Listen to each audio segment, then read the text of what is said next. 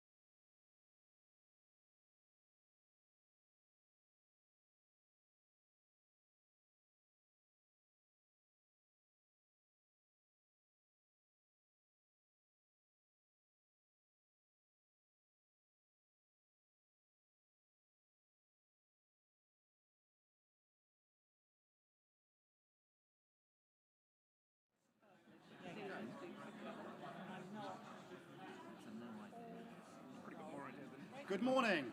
Good morning, everybody. Good morning. Hello and welcome to the Horth at Crawley. So my name is David Legg. I'm the Regional Manager for London and the South East at Innovate UK. Just to check with you, I hope everybody's in the right place. If you're here hoping to see Heathers or Ramesh, then they might be in a different room. But today we're here about innovation. And this venue is very much about creativity, the arts, bringing people together to collaborate, to network. And I'm delighted that today we've had such a great turnout, both here in the room but also online. So I'd like to welcome all the people who are live streaming today as well. So Innovate UK, for those of you who are not aware of who we are, so I'm going to give you a brief introduction to give an overview about Innovate UK to start with, and then we'll get straight into the first panel. So Innovate UK is the innovation agency for the government. So we invest around £1 billion each year on great ideas. So people across the whole country in the UK can apply with their brilliant idea, and we can help to commercialise it and bring it from the idea into reality, into commercial success. So our mission is to help businesses grow and scale and develop their ideas. And what have we been doing here locally? So in Crawley, we've been investing across the whole of West Sussex. We've invested over £69 million over the last 10 years, supporting 325 organisations. So we help businesses before they get to market to reduce the risk and to help develop that idea, to do prototypes, do market research, etc. And I've got another slide here that just gives a heat map which shows some of the great companies, the brilliant companies in this area, and the pockets of innovation that are happening. But we want to go further, we want to do more. And we're going to be learning this morning about some of the great things that are happening, the investments that are happening locally here, and how a combination of Innovate UK as the national innovation agency plus local partners can bring people, to inspire them, to help them, to involve them, to get them together, and to get the investment really happening. So those three I's, inspiring people, involving people in partnership through things such as today, Innovate Local, and then getting that investment. But it's not always about the money, sometimes it's about the people as well and the skills that's needed. So this slide just shows a bit about the types of organisations and the investment that we've made in the area. So the majority of our funding goes to small, medium-sized enterprises. So 77% of our investment in this area has gone into SMEs in the forms of grants and loans. And there's also been a number of large companies because we recognise the importance of the supply chain to pull through those great ideas to help them commercialise and get them to market faster. So we've been investing in manufacturing, materials and mobility. Of course, you've got Gatwick Airport right on the doorstep. So there's a great deal of supply chain and involvement in infrastructure around that and logistics. Also, ageing society and health and nutrition with life sciences being very important to this local area. So Innovate UK has a range of products. I'm not going to go through all this today, but just to give you a sense of the breadth of our support that's on offer. And this is all free support that's available through finance, through loans, through connecting you to investors as well, venture capital and angel investors who can help to accelerate and give you that follow-on funding that's really important. But in addition to that, we offer non-cash support. So today there's a number of Innovate UK Edge advisors who are around and available to speak to you if you want to have one-to-one discussions about how you can partner or look for investment because they've got some fantastic connections across the whole ecosystem. We also have investor partnerships, and we've got a range of other national agencies here today with the British Business Bank, with the Department for Business and Trade to get advice on exports, etc. So there's a whole range of individuals and expertise in this room. And I'd like to thank everybody who's come today, because I know you've given up your valuable time. So it's really important. We're going to have a number of breakout sessions where you can go and meet people at their stands to talk and find out throughout the day and over lunch. So just in terms of the day, just a very brief overview. So the first session is very much about how we can supercharge innovation locally. So the panel in front of you, the great and the good here, are a mix of all the people who are local partners who understand about the opportunities locally to support you on that journey, either through the research base, through the great universities that are around in West Sussex, or through the local government authorities and also the businesses through Gatwick and those other partnerships. So session one's all about the local partnerships. Session two will then be about elevator pitch to introduce you to the Innovate UK team, plus other support and funding which is available. And we'll be doing that in a very quick turnaround, so you get an idea, a flavour for the sorts of things that are on offer, and there's an opportunity to then go and follow up with people who you think are the right people for you to speak to over coffee. So we'll be having a break at about 11:30. And then we're going to move into session three, which is bringing it all to life. So some real examples through some great businesses that have actually received funding from Innovate UK or through local partnerships. and have achieved some great success with their innovations. And they'll be able to tell you their stories, hopefully inspire you through their journey. And that will be then followed by a networking lunch. And over lunch, you can go and speak to an advisor. There'll be many of them floating around, or go to some of the stands over the lunch in the exhibition area. And in the afternoon, we'll be having a session about some of the innovation stereotypes, because at Innovate UK, we make a real emphasis on including, promoting diversity and inclusiveness. So we have a female innovation award scheme to champion and encourage more female participation in grants and funding opportunities. And last week, for example, I was at a school where we had a great female founder who was going back to her school to award a purple plaque to inspire the next generation of innovators. So we also do a young innovators scheme, so helping young innovators, and there's been a number of things on the radio recently with some incredible ideas from young entrepreneurs who are coming up with ideas, getting support from Innovate UK, and then bringing those forward into commercial reality and getting on board some other partners. And then in the afternoon, we'll also have a series of masterclasses and workshops. So there's an opportunity, I think we've got 3 running, one around grants and how to make a good grant application, giving you hints and tips about how to do that. There'll be one on KTPs, which are knowledge transfer partnerships, so getting the skills and talent from the research base into your business. There are opportunities to get a KTP associate brought in if it's the skills base that you need brought into your business. An example might be AI technology or something like that, digital skills that you might think can help, but you're not sure how you could apply that in your business model. So there are opportunities to find out about how you can get access to that. And also the innovation canvas. So this is a tool about how it takes you through a series of steps to develop ideas and think about where the right market or commercial opportunities may be. So there's some great masterclasses, so I'd definitely encourage you all to do that. As far as I'm aware, just in terms of some of the health and safety, there's not a fire alarm due today. So if the alarms do go off, it will be real. And there is an exit behind me and also that way, so please make your way out of the room in an orderly fashion. But I'd now like to pass on to Steve Welsh, who's Director of Place at Innovate UK KTN, which is the Knowledge Transfer Network, who will be chairing the first session. Thank you very much.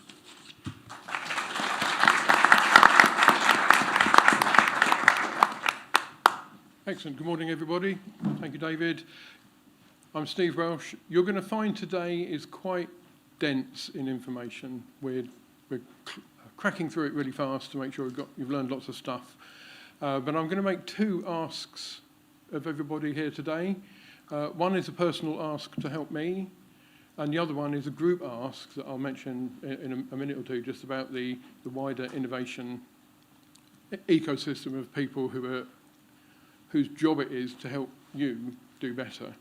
And the personal ask from me would be if you could just help me in my quest for most people in a selfie and just everybody smile. Lovely, thank you. Well, it's got me in it, but apart from that.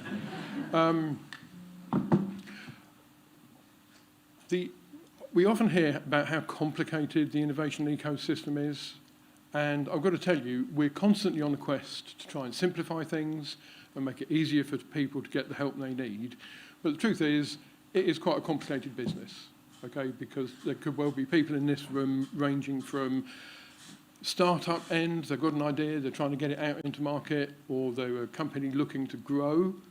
They're sort of fairly solid in the market, but they've got an opportunity to grow, or they're looking for connections in the supply chain, or new types of materials, or other type of innovation support. And these are all different things. So although it's quite eye-catching when we talk about the funding, quite often it's actually knowing who to ask and who can help you make a connection to do something.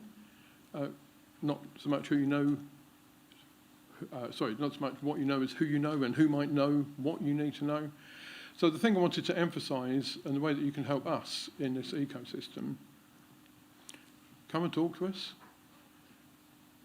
I'm going to be realistic. We don't have infinite amount of people or capacity, but what we do have is lots of friendly humans who are really motivated to help. So even if you're not sure, should you be talking to this person or that person, come and talk to somebody, and when things work as they normally do, they'll either know how to advise you, or they'll be able to say, you want to talk to so-and-so, let me introduce you. So that's the help I'm asking for. We're trying to simplify things and make things as effective as possible because we benefit from your success. That's how we're measured. What I need from everybody here is to be prepared to come and talk to us. And the other thing is, I can't talk too long because we've got a lot of opportunity for panel questions here.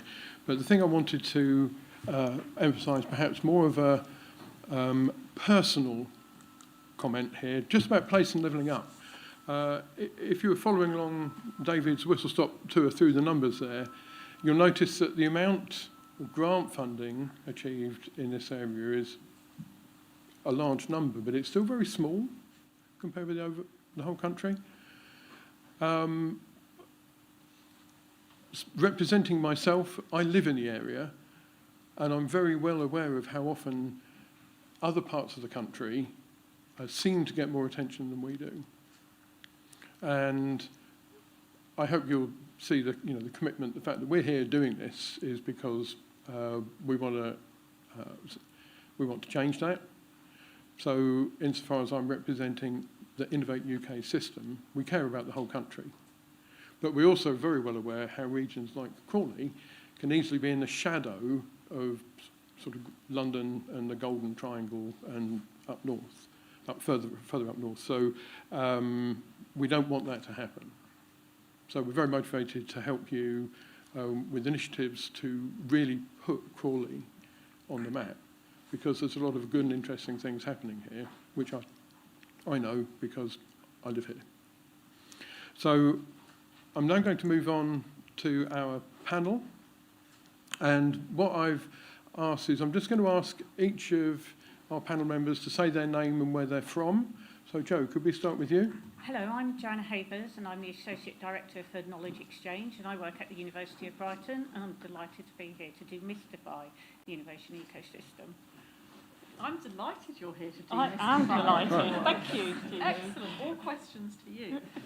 Good morning, everyone. My name is Julie Capsalis, and I'm Chair of Coast Capital Local Enterprise Partnership and Principal and Chief Exec of North East Surrey College of Technology.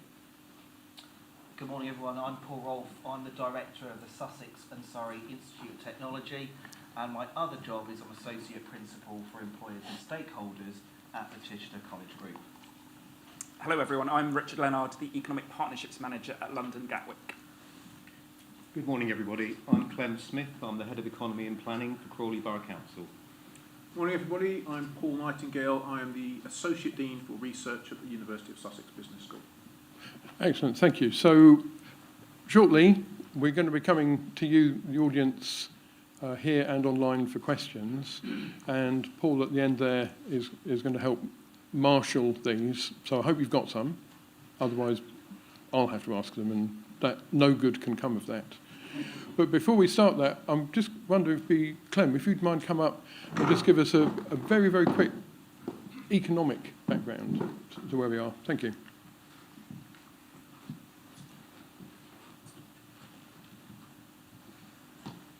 Thank you very much.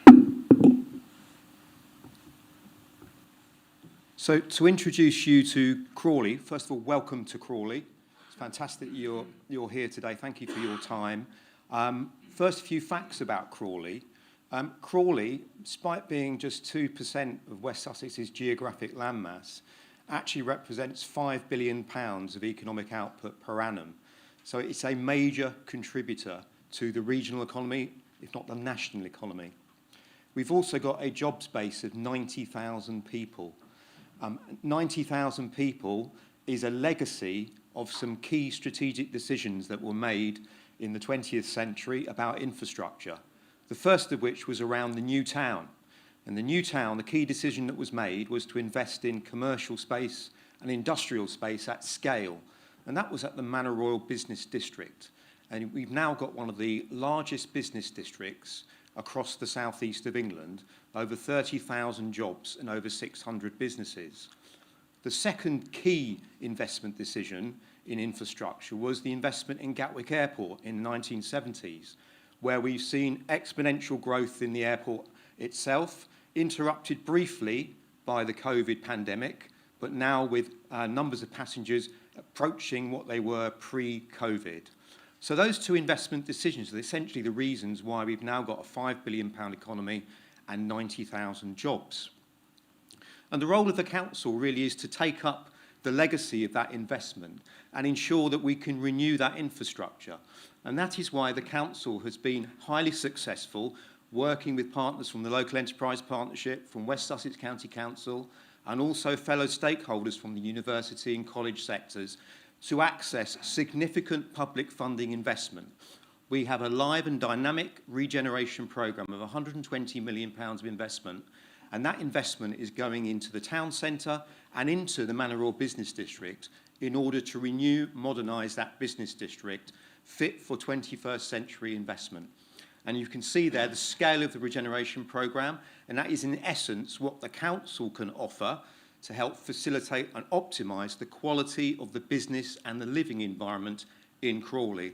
And I'd like to point out that as part of that, we are going to be offering an innovation centre which is due to open in spring of next year, thanks to resources unlocked by the Coast Capital Enterprise Partnership and also the Crawley Towns Fund. That new centre opens spring next year, 24,000 square feet of innovation space to underpin our commitment to supporting innovation growth within Crawley. I'd just like to end by saying that we're not at the start of the journey in terms of innovation in Crawley. We have some fantastic assets already. We have the Electa Cornerstone facility, which is a fantastic research and development and innovation facility specialising in radiation therapy technologies. And that is a fantastic world-leading hub which supports the efforts to combat cancer. And alongside that, we have the Thales facility, which emphasises an investment in defence technologies and in instrumentation and electronics, which serves the defence industry.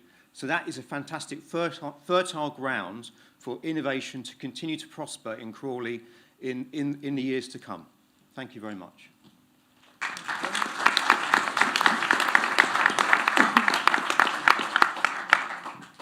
Thank you, Clem.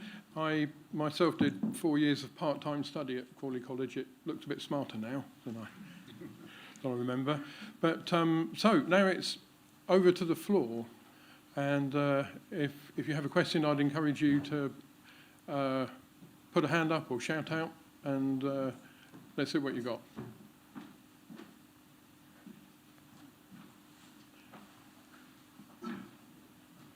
So if you start, gentlemen, there, if you call it out and...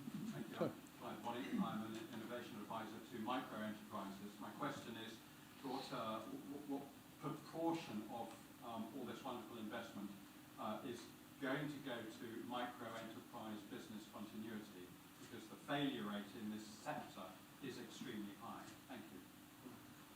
So, Clem, did you want to... The role of the investment is really to create the conditions to support small business development, particularly in Manor Royal Business District. So the investment includes investment in new digital infrastructure, in new green infrastructure in Manor Royal, in decarbonisation of buildings to modernise the commercial stock so that it is in line with our decarbonisation aspirations, but also to unlock state-of-the-art new small business space. I mentioned the Innovation Centre, which will be catering for start-up small businesses, high-tech small businesses, but also act as grow-on space, because we've been listening to small businesses and we're aware that there is a big issue in terms of the ability for a small business to scale up and have access to the right type of grow-on space in the region, in the locality. And that's why we want to be able to create that pathway to help those businesses scale up. So that's a key aspect of our approach to supporting small businesses. I should also mention that we are investing in and unlocking new co-working space in the heart of the town centre, which will be specific to accommodating new startups and small businesses as well, because we recognise that generally there is an absence of tailored, good quality small business space. And that will be in Queen Square, in the very heart of Crawley's town centre. So that's some really good examples, I think, of how we are supporting the small business community. Thank you.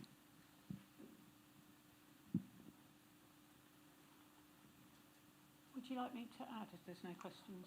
Well, there's another question, but fine, if you had carry on. something you wanted to add, I was, please do. Can you hear me with the mic? I just wanted to say that here we develop and deliver quite a lot of programs that support small businesses. We reflect the environment in which we work in, with which 95% is SMEs, of which significant portion are micro and small businesses. And universities and colleges, we run programs that actually support that marketplace and actually really can bring about fundamental change. An event we had last week, a couple of weeks ago, we had SMEs stand up, small micro business stand up and say that innovation and supporting their innovation ecosystem has been transformational to them. And so I would say is that innovation isn't just for big companies. It's not just about those who would traditionally be that sweet spot of scaling up that everyone seems to think are the ones that we want. Actually, we're here, we have a platform of programs that can help everyone. Right, we work in partnership to each other to make sure that we're signposting people to the right places. So whether that's Help to Grow, whether that's some of our peer-to-peer learning, whether that's how we use different technologies and could do tech transfer. And remember, innovation isn't just about new products and new services. It's about how you run your business. And we know that a lot of micro and small businesses actually really find that helpful. So please don't think of these things as not for you, because they really are fundamentally for the whole innovation ecosystem. They're for the whole business environment. And someone around us or other partners in this room will be able to help. Thank you. And we like to say also, I guess, that sometimes innovation is not just new, but it can be just as simple as new to me. Yes, absolutely. That's right. Yeah, I'd like to add the skills dimension to that. So I have the privilege of being chair of Chichester Chamber of Commerce. I also a member of Gatwick Diamond Business. I know colleagues are here today. I talk to a lot of small and micro businesses, and one of their challenges is the access to talent and flexible talent. And I think through the Institute of Technology and through closer working together, it's coming up with new ways to support those businesses. The education ecosystem is so complicated. Julie's the CEO of a college, I'm senior at another college, and sometimes we get kind of challenged by some of the new schemes. So what we're trying to do is to unlock the opportunities and to support businesses. There's an emerging trend around micro businesses about how they can use automation to enable them to grow and innovate. So we're looking at different ways of supporting those businesses through that skills area. Thank you, Paul. So what I'm going to do is I'm going to come to the gentleman in the stripy shirt, but I'm going to suggest, Paul, if you wouldn't mind fielding the questions, and then what I'll do is I'll keep an eye on the panel and make sure everyone's getting a turn. Okay, that's fantastic. So who was... Sir. We're not using the mic, right? So I'll repeat the question. Okay. The question is to Richard from Gatwick Airport. I've done some projects with other airports in the past, and I understand you can work with Airbus, Thales, and other big guys. How do you see collaboration with small and medium enterprises? Not definitely talking about them renting a corner shop and selling coffee. Okay, shall I repeat the question? No, it's fine. Yep, just for the audience. Okay, so the question was about Gatwick Airport, and it was about the ability of Gatwick Airport, which is very, very good at working with large businesses, but can Gatwick Airport improve how it works with smaller firms? And the answer to that is absolutely yes, we can. And we've made a start as we've started to build back after the pandemic. So our procurement team are working through the strategies that they're developing to... You need the microphone, sorry, so they can hear. Our procurement team are developing strategies as we build back. One of the early initiatives was to launch a supplier registration form on our website for local SMEs based within the RH postcode area and a wider a region of another 11 postcodes to allow them to tell us that they want to supply Gatwick with goods and services in the future. So that's one opportunity, but there'll be more initiatives as we move forward. I think it's about understanding how businesses can engage with the airport, but also getting visibility for us of what's out there.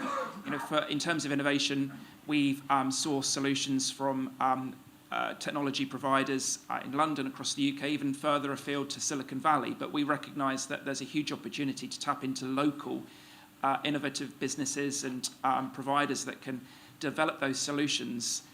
It would make more sense for us in terms of innovation, because our innovation team based at Gatwick can very easily then go and visit those companies. We can potentially open up our airport as a testing ground for new technologies. So there's a real opportunity there for us to take advantage of that innovation ecosystem rather than going out around the world. And that's why we're really pleased to see the initiatives that Clem's mentioned, the Crawley Innovation Centre. I'm delighted to be on the project board there, how we can work together to help those startups to grow and engage with bigger businesses like Gatwick. And also the Institute of Technology. We are an industry partner there, so it's really important to us to help support the local people to develop higher skills, to be able to then grow and develop their own startups in the Innovation Centre, for example. So we are very focused on looking at how we can engage with small businesses. My colleague Gareth Sear is here today. His role is as part of our Northern Runway project to bring our Northern Runway into routine use. That will have an employment skills and business strategy, and Gareth's work there is to look at how we can open up those opportunities. One of the themes is innovation. How can we potentially offer innovation challenges in the future, really to maximise the benefits of the airport for the local area and in particular smaller SMEs. Okay. Was your question answered? Thank you, yes. Okay. Sir at the back. Thank you. Grant Baker, I'm one of the innovation and growth specialists for Innovate UK-Edge for the area. I guess my question is that two of the challenges that you have with local businesses are, A, they don't understand, or they want to innovate, but the challenge is understanding how and why they do it. And the others are where they might be innovating, but they don't realise they're innovating. So my question is, we've got a great panel here of experts, but I'm thinking that's kind of covering they understand they're innovating or want to innovate, but how can that connection be made with the businesses? Or how have you got examples of, say, a business, without giving details of them, of like an early stage business or an established business where innovation support, or you as a team have supported those businesses, to give people within the relevant way of businesses to understand that could be made, therefore I could tap into this. Okay, so the question is for the panel generally. Do you have an example of a small firm you've worked with which has, as a consequence of that work, improved its innovation outputs? Who'd like to lead off on that? I think they're all looking at me there. So here at the University of Brighton in the last 3 years, we've helped over 1,600 companies, SMEs, through our SME programs. And our companies might come to us because they're not quite sure. But like you say, am I innovating? What do I need? There's something not quite right. I want to understand what's going on in the landscape. They need a little bit of support. And we run a range of programs that will help people with ideation. We take them through the steps of innovation. We do peer-to-peer learning, where we get a group of businesses together.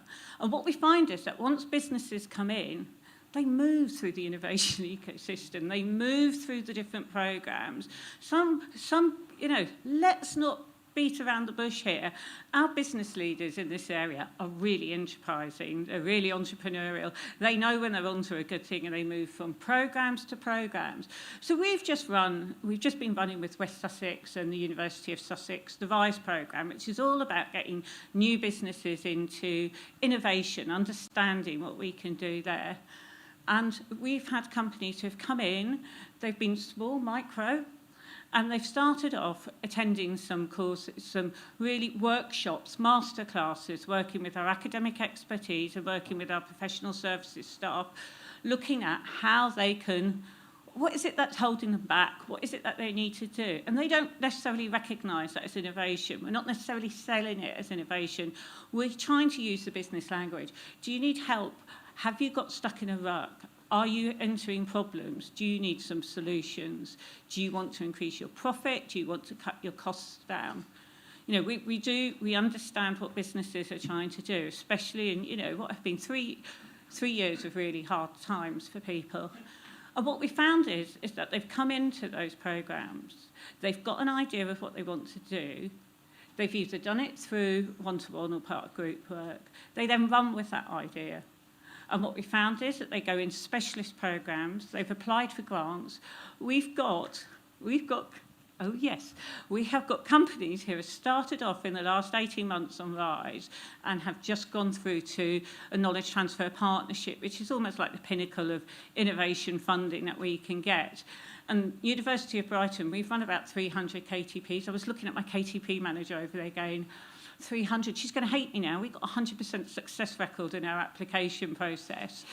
And we do really well on the outcomes of where it goes. And that's because we work very deeply with the businesses to make sure that they know what it is that they want to do, and it's about what they want. And if we've got the academic expertise, we will help them. If we haven't got the academic expertise, we signpost them up to Sussex or Chichester, wherever it is. We work in partnership on that, and the RISE programme was done in partnership with the University of Sussex. I can see other people here where we've run programmes with other innovation centres and innovation hubs, where we've done things that have included makerspace. How do you develop new products? How do you get a prototype? How do you get investment in? And I think the thing that we understand as an innovation ecosystem is our role and our place and how we support people. Universities invest a significant amount of money in the innovation ecosystem. In the last 3 years, we've pumped in over £4 million into the region just on SME spend as match funding. We put our money where our mouth is. But then at the end of that, we're seeing 700 jobs created. We're seeing new products, new services. We're seeing people surviving and people saying to us, not only have we created new jobs, we've safeguarded the jobs that we've got. So don't hold back. If you're not sure if you've got an idea, get in touch with us. Get in touch with any of the players up here. We are able to support you and able to take you through that innovation journey. And what you will get out of that are the skills that you can then continue to use, because skills are vital to this. This isn't about us holding all the information. This is about knowledge exchange. This is about us giving you the skills and you giving us your knowledge as well, so it's mutually beneficial, so that our students can go on, be good employers in the area and support your business. So it's a bit of a fast track, but we can distribute some films afterwards that show how the work we do can make a real difference to the businesses. I don't know if Sussex want to add, or anyone else? Yeah, I mean, also, we're a very large university. I work in the business school. We are a big business school. We are #1 in the country for research income, and we have a large number of academics who engage extensively locally. So we do a lot of consultancy. We have people who are on boards of companies. We do a lot of training. We produce huge numbers of graduates. And on the point about micro businesses, one of the biggest drivers of success of micro businesses in this local area is employing graduates. And that has a big impact on their chances of success. And we have been, responsible for some really important developments in kind of innovation management. So we are very good at research, but our innovation research is extremely impressive. So, ideas like lean production, which has transformed manufacturing, that came out of the University of Sussex. So we engage a lot with industry. We're very keen to work more with industry. We're very keen as an institution to engage and improve the local economy. So please, if you can, get in contact with us, and we're very willing to help and work with you. I wonder if I might just add something as well in there. Sure. The chairman's allowed to do that. But one of the things we notice a lot, of course, is that especially the smaller the company gets, I think everybody's actually really pretty interested in innovating and looking for the next thing. But the problem, especially in the small company, is it's here on a to-do list that's this long, right? So part of what we offer here through the knowledge transfer network is a kind of force multiplier for that networking and finding out what's going on and just keeping abreast of things in different sectors and going on. And so I would recommend, you'll see links and things later, but check out what that network could do and see if there's any networks within that you think, well, I'll sign up for that. So I'll keep an eye on what's going on.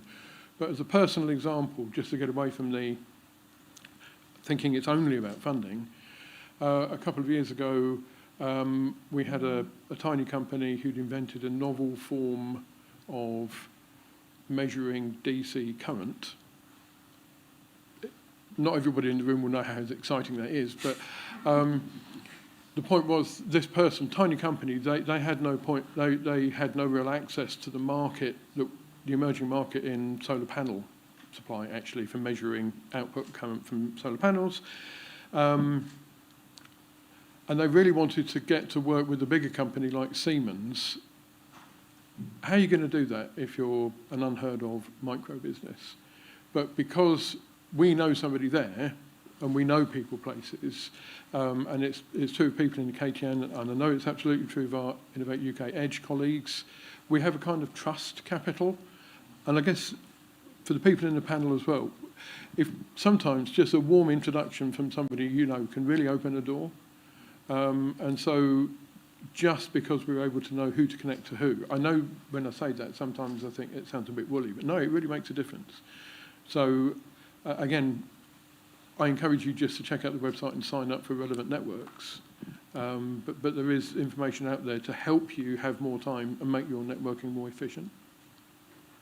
Okay. Is there... Just wanted to give you Crawley Borough Council's perspective on this. We're really committed to supporting growth of high quality employment and innovation employment within the borough. And two good examples of where we are progressing that next year with the opening of the Innovation Centre is the appointment of an innovation director who will provide technical support to innovation businesses to help them scale up and develop, grow, create the jobs that the borough needs in terms of that high quality employment base. And alongside that, we have also already launched a new specific grants program which is focused on low carbon technologies, because we recognise that there's insufficient capacity business-wise within the borough to support our decarbonisation of our business stock and our residential stock. So this new grants program will invest funds in those businesses to support infrastructure, to support the turnover enhancements so that they can grow and create their business space within Crawley and generate those jobs that we need to see the local economy generating. So at the front. Yeah, hi, Chris Glenn, Innovate UK KTN.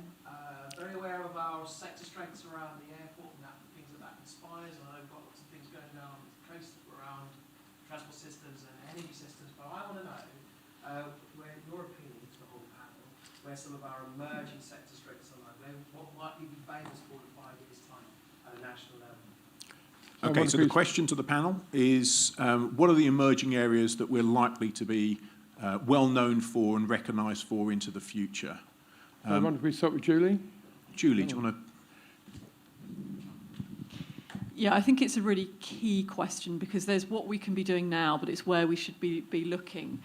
For me, some of it very much, and Paul may want to come in a minute, links into some of the areas we're focusing on with our Institute of Technology, and really delighted that actually the four partners in it are on the panel today in terms of the University of Sussex, University of Brighton, Chichester College Group and Nescott. And actually where we're very much focusing there is around medtech. One of the first slides that came up had a number of companies, a number of which were within that sector. Really looking, working with companies, whether that's the NHS or whether that's working with a wide range of companies across pharma, bio, healthcare as well, in terms of how medical technologies are going to change our lives, I think, going forward. They already are. So I think there's some emerging clusters in this area. We've also got particular strengths at our universities in those areas. Also, of course, and this cuts across all sectors, but looking at artificial intelligence, and again, that is a particular theme of the Institute of Technology. And what's been great in that is that's been an investment, particularly in the colleges, who I have to kind of poor relatives. You know, we are not always in as much receipt of funding, but it's enabled us as colleges to invest, working in partnership with the universities in robotics, around high-performance computing and big data, recognising that technicians are going to be a really key part of that, and the role we can play in supporting jobs in that area. So I definitely think that sector. We've talked about, from a transport perspective, there's some great work in the region around hydrogen, which I may pass on to university colleagues to talk about, but we've got Ricardo down on the coast doing some world-leading work in terms of their hydrogen engines. So I think there's some really exciting pieces to look at. And the key for me, working in a college, is how we get young people understanding what those careers and opportunities are going to be in the future, how we get them excited about it, so that we don't lose those opportunities because we cannot fill the roles with people with the right skills and we cannot support the innovation. Thanks, Julie. I've got two more areas to kind of add to that. So we're seeing lots of interest in land-based automation at the moment, particularly around the growers in our region, which I think is really, really exciting because that's obviously fusing a number of different industries together to come up with some innovative solutions, mostly driven by recruitment and skills challenges, but also about efficiency. So I see that potentially being an area of strength for us, particularly around viticulture, and the great strengths we've got there. One of the projects that I've personally been involved in, and I know other colleagues are as well at the moment, is around creative and digital technologies. And there's lots of talk about virtual production studios, lots around different emerging technologies around the creative sectors and interesting businesses looking at moving and setting up in our region as well. What's really exciting is those kind of cross groups looking about how we support that. I'd amplify again about Julie with medical technologies. So there's a lot of work going on with various areas around the sector of medtech, and then obviously, you know, as Julie mentioned, green technologies as well. So, okay, can I come in on this? This is something I've done some research on, so I'm very happy. So in looking at this question, one of the issues is what do we specialise in? What do we do that's different from other places? And that's traditionally what government has looked at, but that's a misleading thing because you've also got to look at how big it is and whether it's going to grow. So if you just look at what we specialise in, it's cricket bats, okay? That's not the industry of the future. If you take a more sophisticated view, then this is an area where we are dominated by air transportation services. It's so big and so important, it's not going to go away in the future. So it's really, really important that we've got Gatwick here. If we look at areas which are growing really, really fast where we've got specialism, there are areas, some of which have been mentioned now, which are really, really key. So digital is an area where there's lots of expertise because we've got really good talent and links to universities and a link to London. Digital creative down on the coast is very, very important. Fintech and finance is a growing area, and that's reflecting its increasing importance in the economy. And if you want the high-tech area where we're really impressive at a global level, that's quantum. So there's a lot of quantum research going on in universities, but we are an area where we're starting to commercialise that. And that may be an area where there's real potential in the future.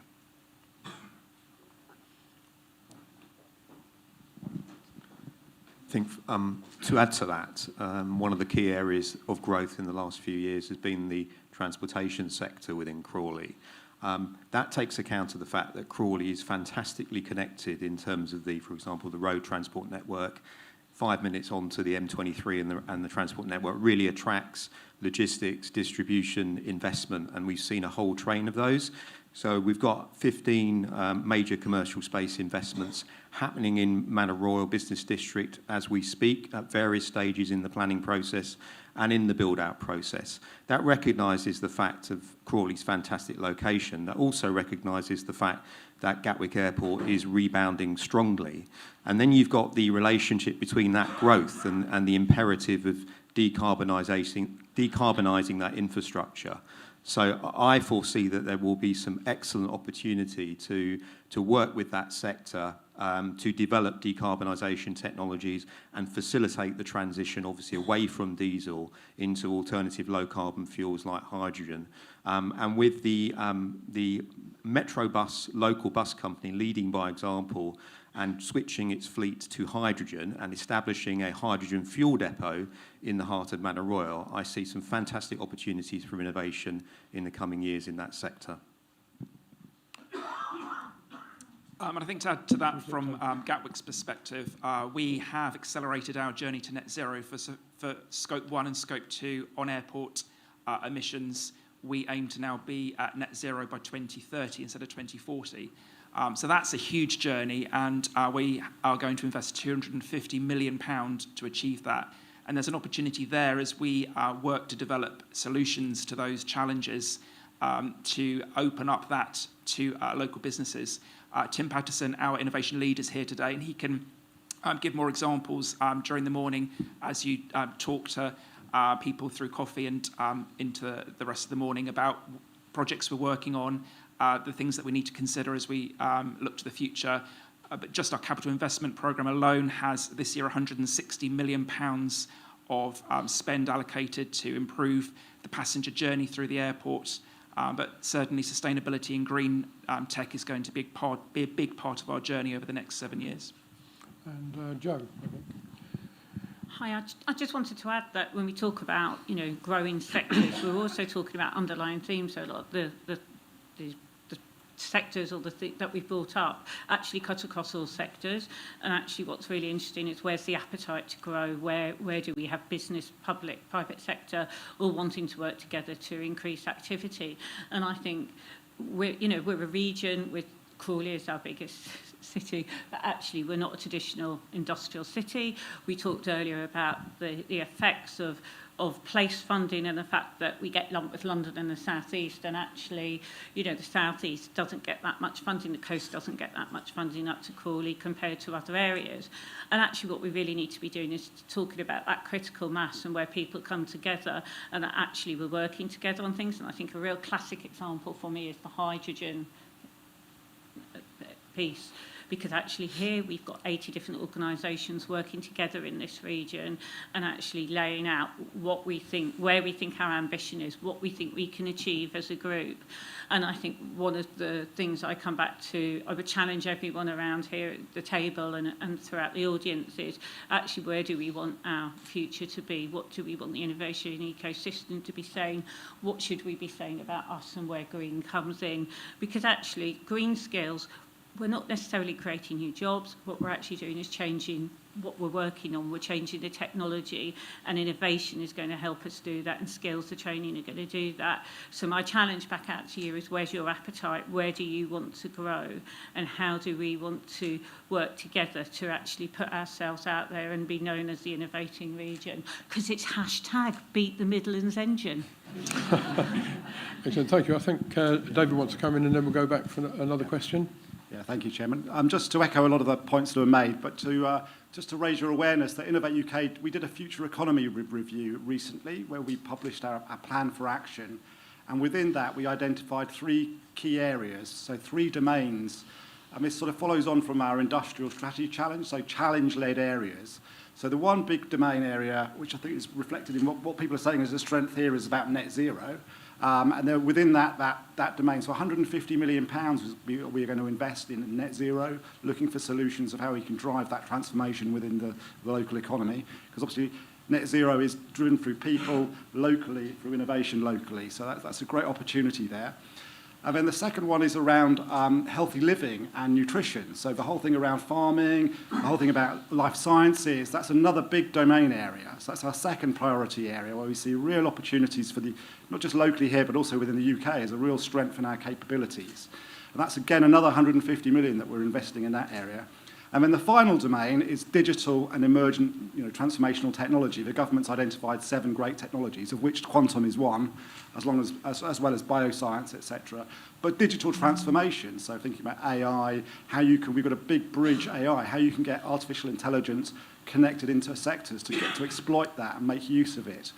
And of course, when I came here originally to look for the venue with my colleague, we went to visit. We visited a hotel, and there were lots of pilots. I thought, it must be just pilots coming in. But who knew that they were all here to do training? That there's a virtual reality suite, and internationally people come to Crawley, globally, to find out about getting trained and using VR and AR. So a real advantage here. You've got people coming in to develop their skills, and I'm sure we could make more of that kind of technology and things that are going on locally. Thank you.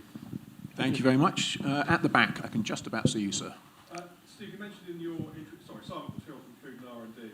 You mentioned in your introduction that Sussex was underrepresented what does the panel think is the main cause of that? Is it because we are a county of micro businesses with only 2 major towns in the area, cities in the area, or is there other reasons for that? Shall I start off on that one? Because we're not in the north, I think is the answer. I think it really is politically as simple as that, is that there is a perception that the southeast of England is very rich. Now, partly that is true, but there's also areas of extreme poverty, particularly on the coasts. And collectively, we're just going to have to accept the fact it is a very, very hard sell to central government for the southeast of England to say we need resources. Now, I think we do need resources, but it is politically a hard sell. So whatever we're going to do around local innovation strategies, and we do need to do things around local innovation strategies, they need to be realistic and take that into consideration, that we are not Manchester, we are not Salford, we are not Northern Ireland, we are not Scotland, we are not South Wales or North Wales. We are the southeast of England, and the perception is this is the rich commuter belt. So it is a problem, but it is not necessarily an insurmountable problem. But it does mean that we will need to behave differently from other parts of the country, and it will need to be much more private sector led, because we can't rely on public sector funding at the level that other places can. I'm sorry to be brutal, but geography politically matters. Okay. I think we'll pass to Julie. I'm detecting body language of someone enthusiastic to speak. I mean, I agree with all of that, but that shouldn't stop us. And I think, Clem, one of your when you spoke, we have secured significant funding, particularly for Crawley over the last decade. But that's required us to work collaboratively. And I think that is one of the key things about both the panel here today and a number of people in the room. 10 years ago, a number of us probably saw each other as competitors, whereas now, actually, when there are opportunities, I see people coming together to say, how can we build the most successful bid to secure funding into this region? And I really welcome that as an opportunity. Having worked in this area for about 20 years, we've been talking about an innovation centre for 20 years. We've finally got one. And I think that's hugely exciting. But something that Coastal Capital ran last year was we ran a programme to develop business cases that, again, a number of people in this room were part of. Because as a region, I don't think we've always been as smart as we could be. When there is a round of government funding, often the deadlines are very tight, and other regions have been much cleverer at having projects, oven-ready projects, ready to go. And so that round of funding supported around 8 projects in the region, so that next time there is a call, we have got great projects that bring together the public, private and third sector to unlock innovation, to unlock jobs. And so for me, that's something really exciting going forwards. It is hard, but there are opportunities. And I think we also have to be very cognizant that we're likely to have a change of government. And we need to be thinking ahead. I'm doing a lot of work through the LEP in understanding what priorities could be going forward and how we leverage those opportunities for this region. We'll pass it on to David. Thank you. So just one other point to make is that at Innovate UK, we are the national innovation agency and we're place agnostic. We fund the best in terms of science, or whoever's got the best idea. We are always oversubscribed, so especially our responsive mode, because we're open at any time. We have a number of competitions throughout the year. When one closes, a new one opens up. But these are, they're open for anyone, and the South East still does very well out of all of our grant funding. We saw some of the figures earlier, but this area is already doing quite well. But could do with doing some more, and it's great that we're getting more assets to support that, I think, locally. I think the other thing to mention, I recognise it's political about the levelling up agenda, but that's not to say about how you can connect to other parts. We are one island. We can look at how we can get Sussex connected to Oxfordshire, to the northeast, to other parts. The way that things are going in terms of digitisation means it's very easy to connect with other partners. Innovate UK is going to be we are running a launchpad programme where we're looking at clusters in particular localities where we can support. And we've had a number of bids from this area that have come forward with saying, we'd like some extra funding because we think we've got some really good, strong clusters in areas. And we'll be looking to do more of that after the spending review. Of course, there is a political decision often with funding. That's one of those necessary things. And we recognise, I think everyone recognises that there are other parts of the country that also need levelling up and support in terms of building up capabilities and skills as well. But that importance of knowledge exchange, you can't just throw money at places, you need to connect the capabilities and the skills through the great universities that we have. So I think that thing's another advantage that Crawley and West Sussex has. And great colleges. And great colleges too. Here, here. So I'm bound to keep quite strictly to time, but I did just want to check if there's anybody else on the panel who wanted to comment. Clem, wanted to... Just to come back to the question around the access to funding and why it's less in the southeast. I think for me there are two reasons that spring to mind. One is that the southeast is a fantastic location for large corporate organisations, large corporate businesses who invest significantly in research and development and innovation within the southeast. So fantastic examples in Crawley include Electa and Thales, and also others like L3 Harris that are investing in aircraft simulator technologies. And that sends a message to government as to the levels of investment in infrastructure for innovation at that higher level, large business level, and gives the impression that the southeast, as a result, clearly can generate its own investment through the private sector. And that certainly, at a large business level, is certainly true. But where we miss out on as a result is the investment to leverage growth in micro businesses and small businesses, the Electors and the Thaleses of the future, of the next generation. And we lose out because I think there is the emphasis on the southeast doing well already through the private sector-led investment that I've mentioned.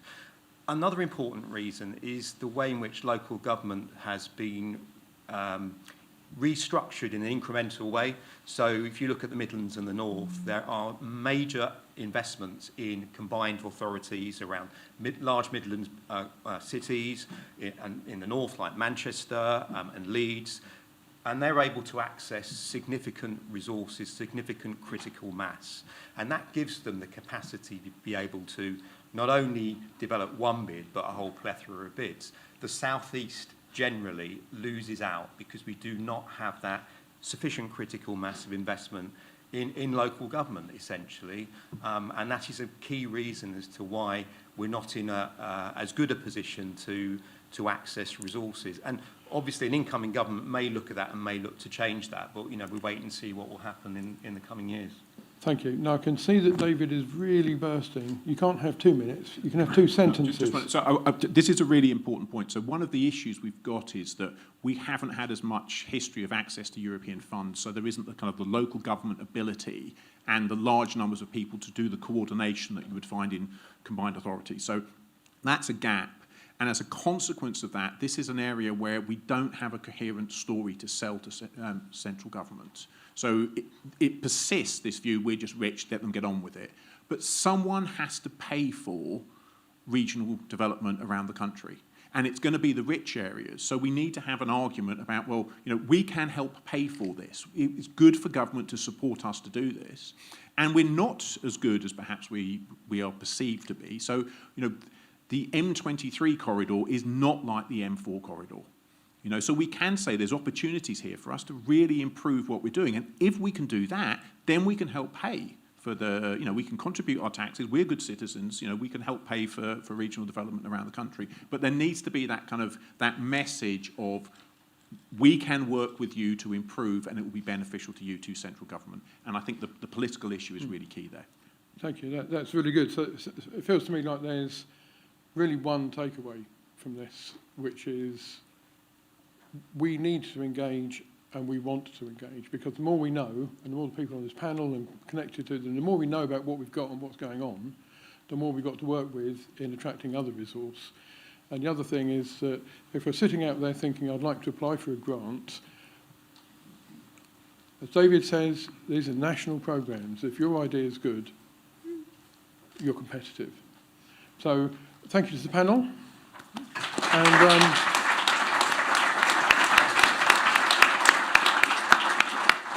that's been really interesting. Now, I think I didn't check the logistics about whether you're just going to stay sitting there for the next fast talks. Oh, okay.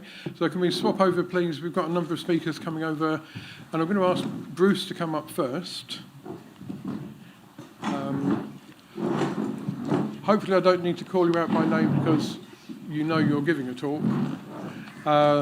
These are going to be very fast, and what I'm going to ask you to do is for people to be ready to spring up.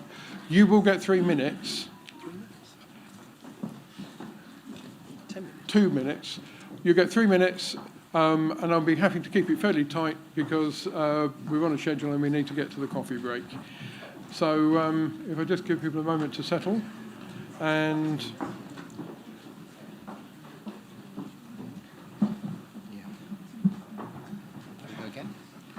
so, yeah, one more, thank you. So this is the order of the talks we're going to hear. It's going to be a whistle-stop tour coming through. So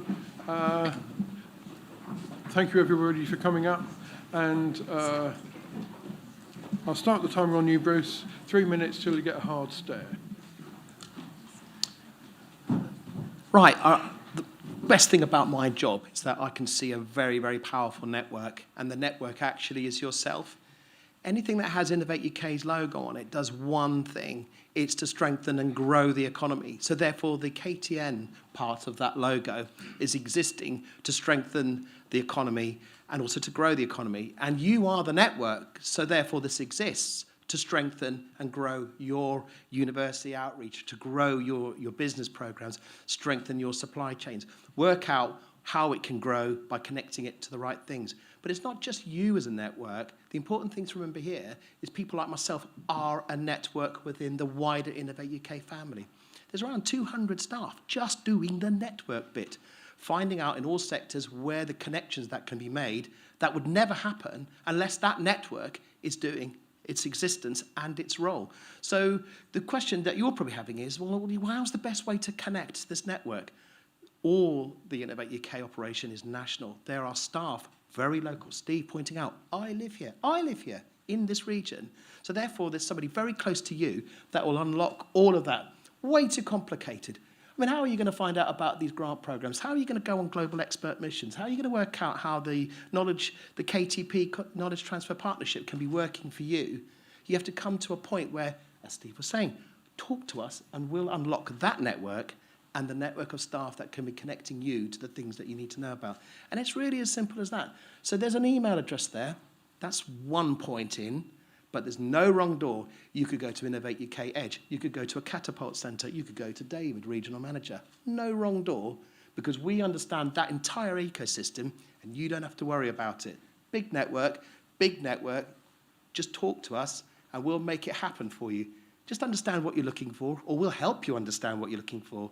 So that's the network, that's the knowledge transfer network, and that's why we're existing to grow. I can even give Steve some time here, if you like. How about that? Well done, Bruce. Thank you.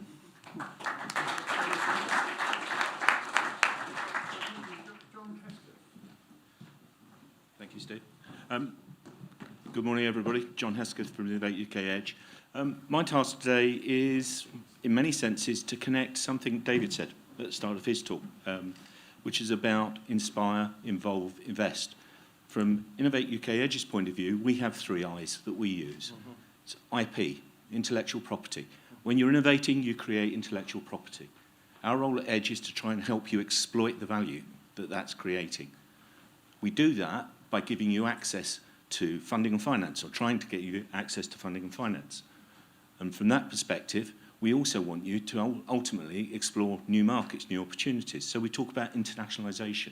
So we can give you the connectivity of those wider markets, not just in the UK, from a national perspective, into Europe and beyond through Global British Innovation Programme, and also the Global Incubation Programmes that Innovate UK run.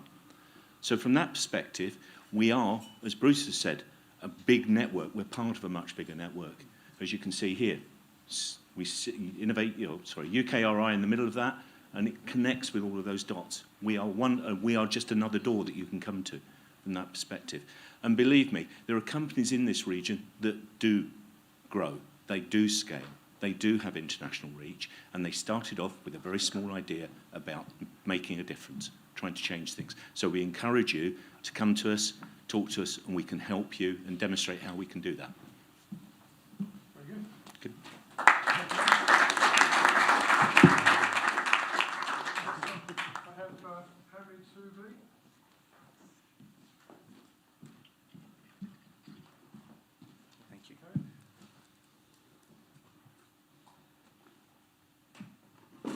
Good afternoon, everyone. I'm Hamid Surgali, Senior Strategy Consultant, Satellite Applications Catapult. We're part of the wider Innovate UK's family, but we're all about space. We focus on space sector, space market, technologies, applications, and services. And space sector is growing tremendously. Our applications, the usages of space is impacting a lot of the services that we see in different markets. As Satellite Applications Catapult, we've been, for the last decade, we've been growing this sector, influencing its growth, supporting businesses to enter this new market. And we have been doing so through a variety of means, particularly supporting entrance of non-sector businesses, non-space sector businesses in the industry. So there are a number of ways that you can work with us and we can support you. The best way to do that is to reach us, and there is a contact there. Am I on this thing? But there are four key areas that might be of interest. Community capability and discoveries that we offer at Catapult. That is essentially through our events, networks, connectivities. We provide you and we facilitate you to enter, connect with the right set of ecosystems. We have business growth. The business growth supports we have a range of support packages that's for small businesses and startups that supports essentially validating your challenges, business models, market entry, and variety. We have got also technology and service acceleration, supporting development of a variety of technologies at Catapult, with supporting your businesses as well in doing that. And we have also got strategic space consultancy, which is for more mature businesses. These could be businesses in advanced material sector, manufacturing, that could offer capabilities into the space sector. Thank you.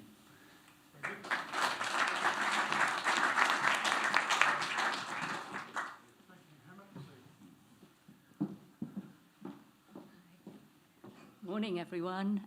Yeah, real pleasure to be here and seeing all these lovely faces. I'm Hamaxi Bat, and I'm part of the Innovation Loans team at Innovate UK, and I'm here to tell you about Innovation Loans.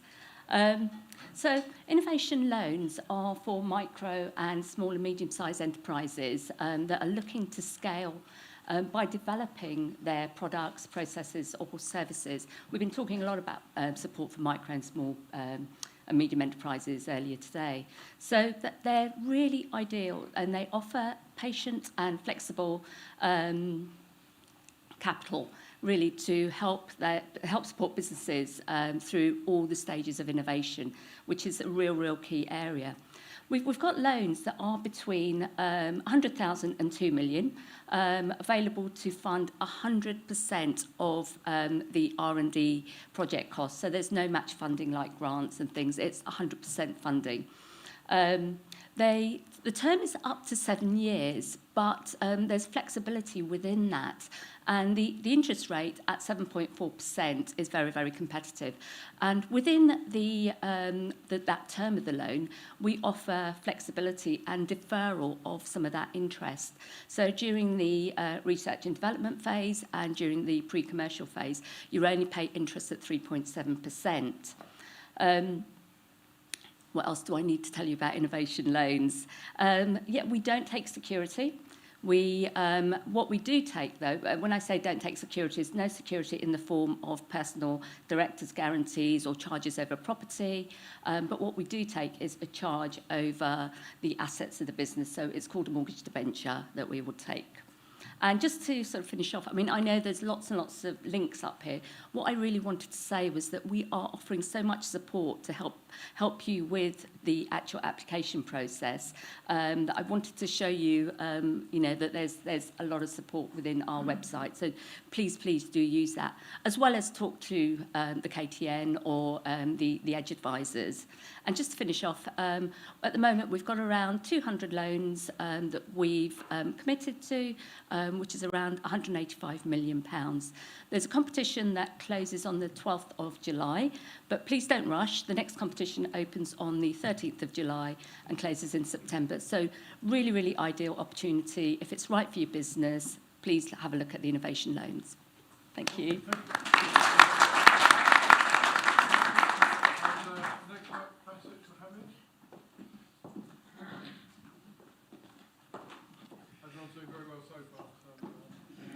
No pressure.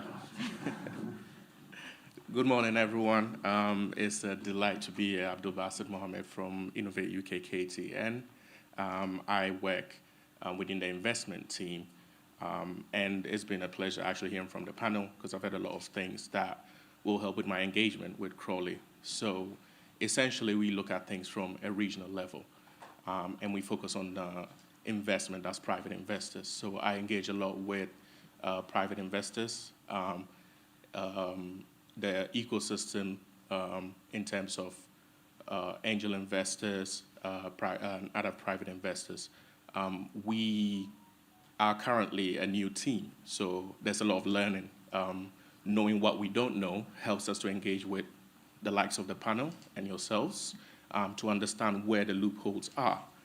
So our team is actually currently on the learning base. We're looking at incubators, accelerators. We're looking at universities, colleges, and how we can engage with them and the private sector. One of the programs we do run is the investor partnerships. The investor partnerships program actually combines grants with investors and also liaison with universities to be able to expand that knowledge base, to be able to accelerate innovation. We do have two teams. So like I said, we look at the investor partnerships, but we also have another team that looks at investor community, so looking at it from a sector point of view, while myself and my colleagues look at it from a regional point of view in terms of investment.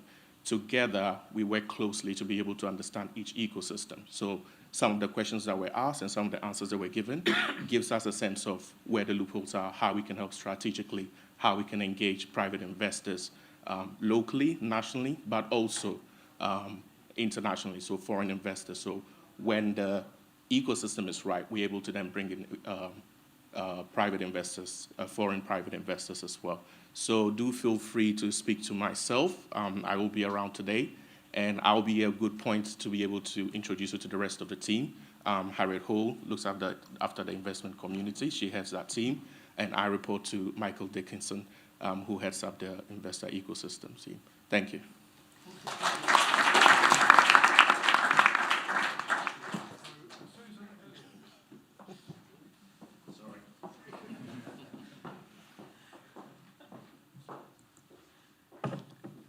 Good morning, everyone. Sue Elliott from the British Business Bank. I'm the regional manager covering the South East. And some of you will be aware, but many may not be aware of the bank. We're the UK's business development bank, economic development bank, and the role that we have is looking to break down some barriers and to help make the finance markets work better for the UK.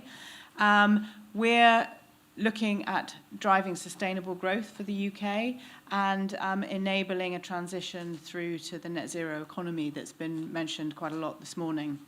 In terms of what we do and the relevance to small businesses, we historically have really sat behind the scenes in terms of the finance markets, but through the pandemic came to the fore, and 25% of small micro businesses took out bounce back loans, for example, and they were managed through the British Business Bank. So we're much more visible now to smaller businesses. And in terms of driving that sustainable growth, the main program that is very relevant to small businesses is the Startup Loan Scheme, and that is something that is relevant to smaller businesses in their, or early stage businesses in their first 3 years. And if you'd like to know more about that, come and speak to me afterwards. But it's really cost-effective loans for early stage businesses. In terms of backing innovation, there's lots of discussion today about backing innovation, and we work with the investment community, co-investing alongside business angel investment, equity, private equity, venture capital.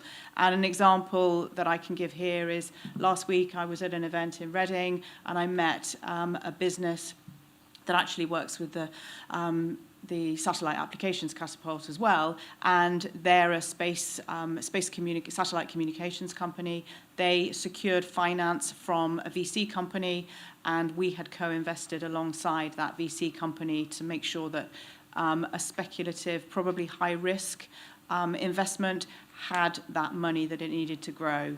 In terms of unlocking potential, it's all about making sure that businesses, wherever they are, whether it's a location, whether it's a demographic, so gender, ethnicity, can look to access the finance that they need. And I do a lot of work trying to understand where those gaps are. A quick example is I'm working with the black business community in the Thames Valley to just open up connections to that community. Underpinning all of this is building a modern green economy for all of us. So in the future, there's much more focus on that. There's loads of resources available. Our finance hub can help you understand your options better in order to make better business decisions. And with that, there's a whole bunch of resources available to help you develop and grow your business and find the finance that you need. Come and speak to me. I'll be here this morning. Thanks very much.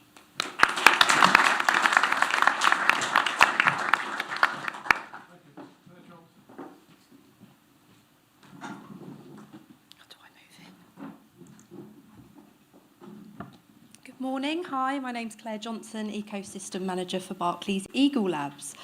So who are Barclays Eagle Labs? Barclays Eagle Labs, our mission is to connect the UK entrepreneurial system through a network of incubators, growth programmes, industry experts, business support, events and mentoring. So much so that last year we actually supported over 9,600 businesses. We delivered 7 growth programmes to support the growth of businesses in the UK. We had 26,000 businesses attend our events, and we assisted those businesses in raising over £2 billion worth of funding. So we have 38 locations. Actually, 3 of those are in a partnership with a company called Freedom Works, and I'm the ecosystem manager for Crawley, Hove and Worthing in partnership with Freedom Works. And my role is to plug as many people into our amazing proposition as possible to support growth of businesses in the UK. Just to give you a brief snippet of some of our programmes. So we offer a programme called the Funding Readiness Programme, which is a programme to support businesses in navigating the funding landscape, covering grant funding, crowdfunding. It's a virtual programme. It's complete. All of our proposition is completely free. There's no charge to apply, and you don't need to be a business customer of Barclays to benefit from any of our proposition. We also offer mentorings. We've partnered with a number of companies such as Cambridge Judge Business School and Codebase to offer experienced mentors. You can have a virtual session with a mentor. It might be that you're looking to speak to somebody who's been in your shoes. It might be that you're looking to lay the foundations for your exit strategy. It might be that you're looking at recruitment. We can match you with a mentor who has achieved those things. If you'd like to find out more, I will be around for the next couple of hours. I'd love to speak to you. Thanks very much.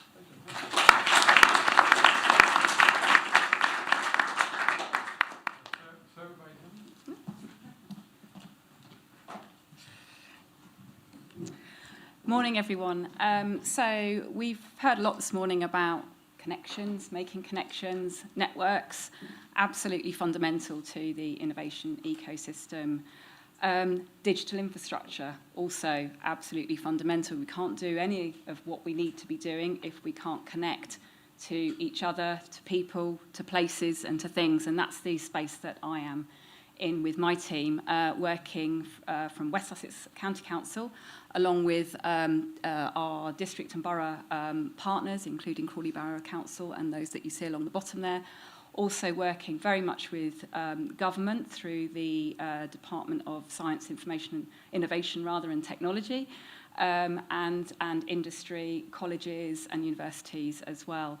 So effectively what we are doing is working very much with the mobile sector to ensure that the high quality, resilient types of networks and digital connectivity that will underpin innovation in a place are available. So we're talking about, from the simplest and most essential form, really high quality broadband, to mobile connectivity, 5G also, and even dark fibre, and we do have actual dark fibre within public ownership as well. So we work very much in consortiums and in partnership with a whole range of organisations, both locally, regionally and nationally. and effectively we will then be looking to continue our work with funders. So we're pretty good at getting money out of DSIT. And also leading consortiums as well. So we are looking at innovation partners, and we're also in that dual role of supporting businesses to actually get the connectivity they need to make these connections. We are opposite the coffee, so do come and talk to myself and my colleagues, and we will see you later. Thank you. Thank you.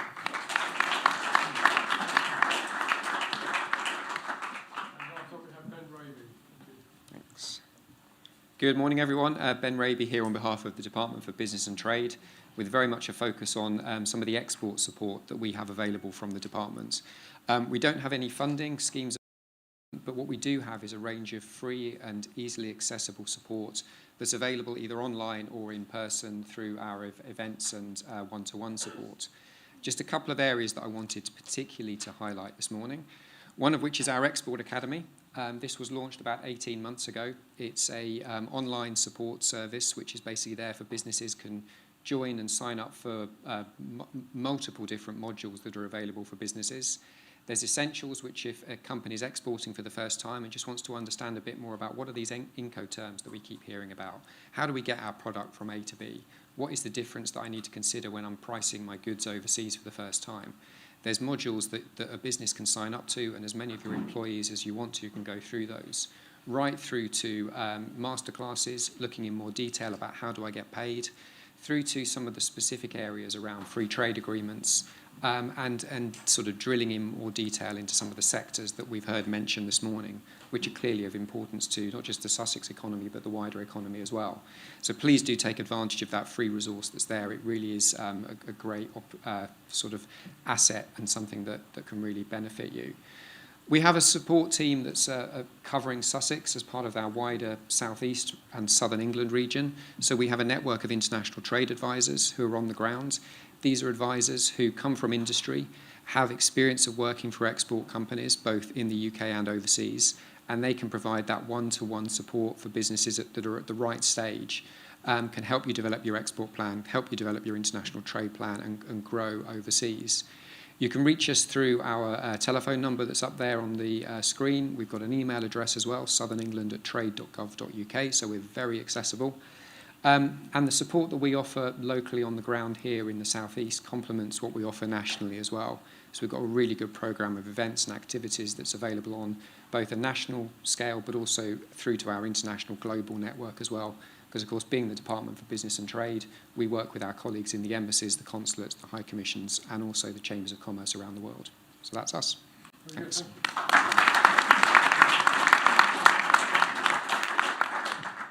So thank you again to all of our panellists, our speakers this morning. Very good. I'm detecting David wants to get in there, but I guess we're going to get promptly to coffee. Yeah. And back for 12 o'clock. That was it. I was just trying to remind people to be back in the room by 12 so we can continue the conversation. So thank you for all of our panellists. Really great. Everybody here you see before you will be around the coffee area. So please do go and make use, connect with them, speak to them. You've heard about the whole range of different opportunities to find out information about. So let's make the most of today. And also for the earlier first session as well. So thank you to our local partners. Some really exciting things going on locally. And when we come back in after the break, we'll be hearing some real stories. Because I know one of the questions earlier was, can you give us an example? Well, we'll be going to be giving you a number of examples of people who've lived that journey. So please do come back after the break. But in the meantime, thank you very much. David, are those slides going to be shared with Oh, yes. So I should say there was a lot of information there. We will be doing a slide deck and emailing everybody afterwards, so you'll get that and some more information as well. So we will do an email to everybody who's attended, providing you did register online and we've got your email address. And if you haven't, just let the front desk know, and we can make sure you get them. Thank you.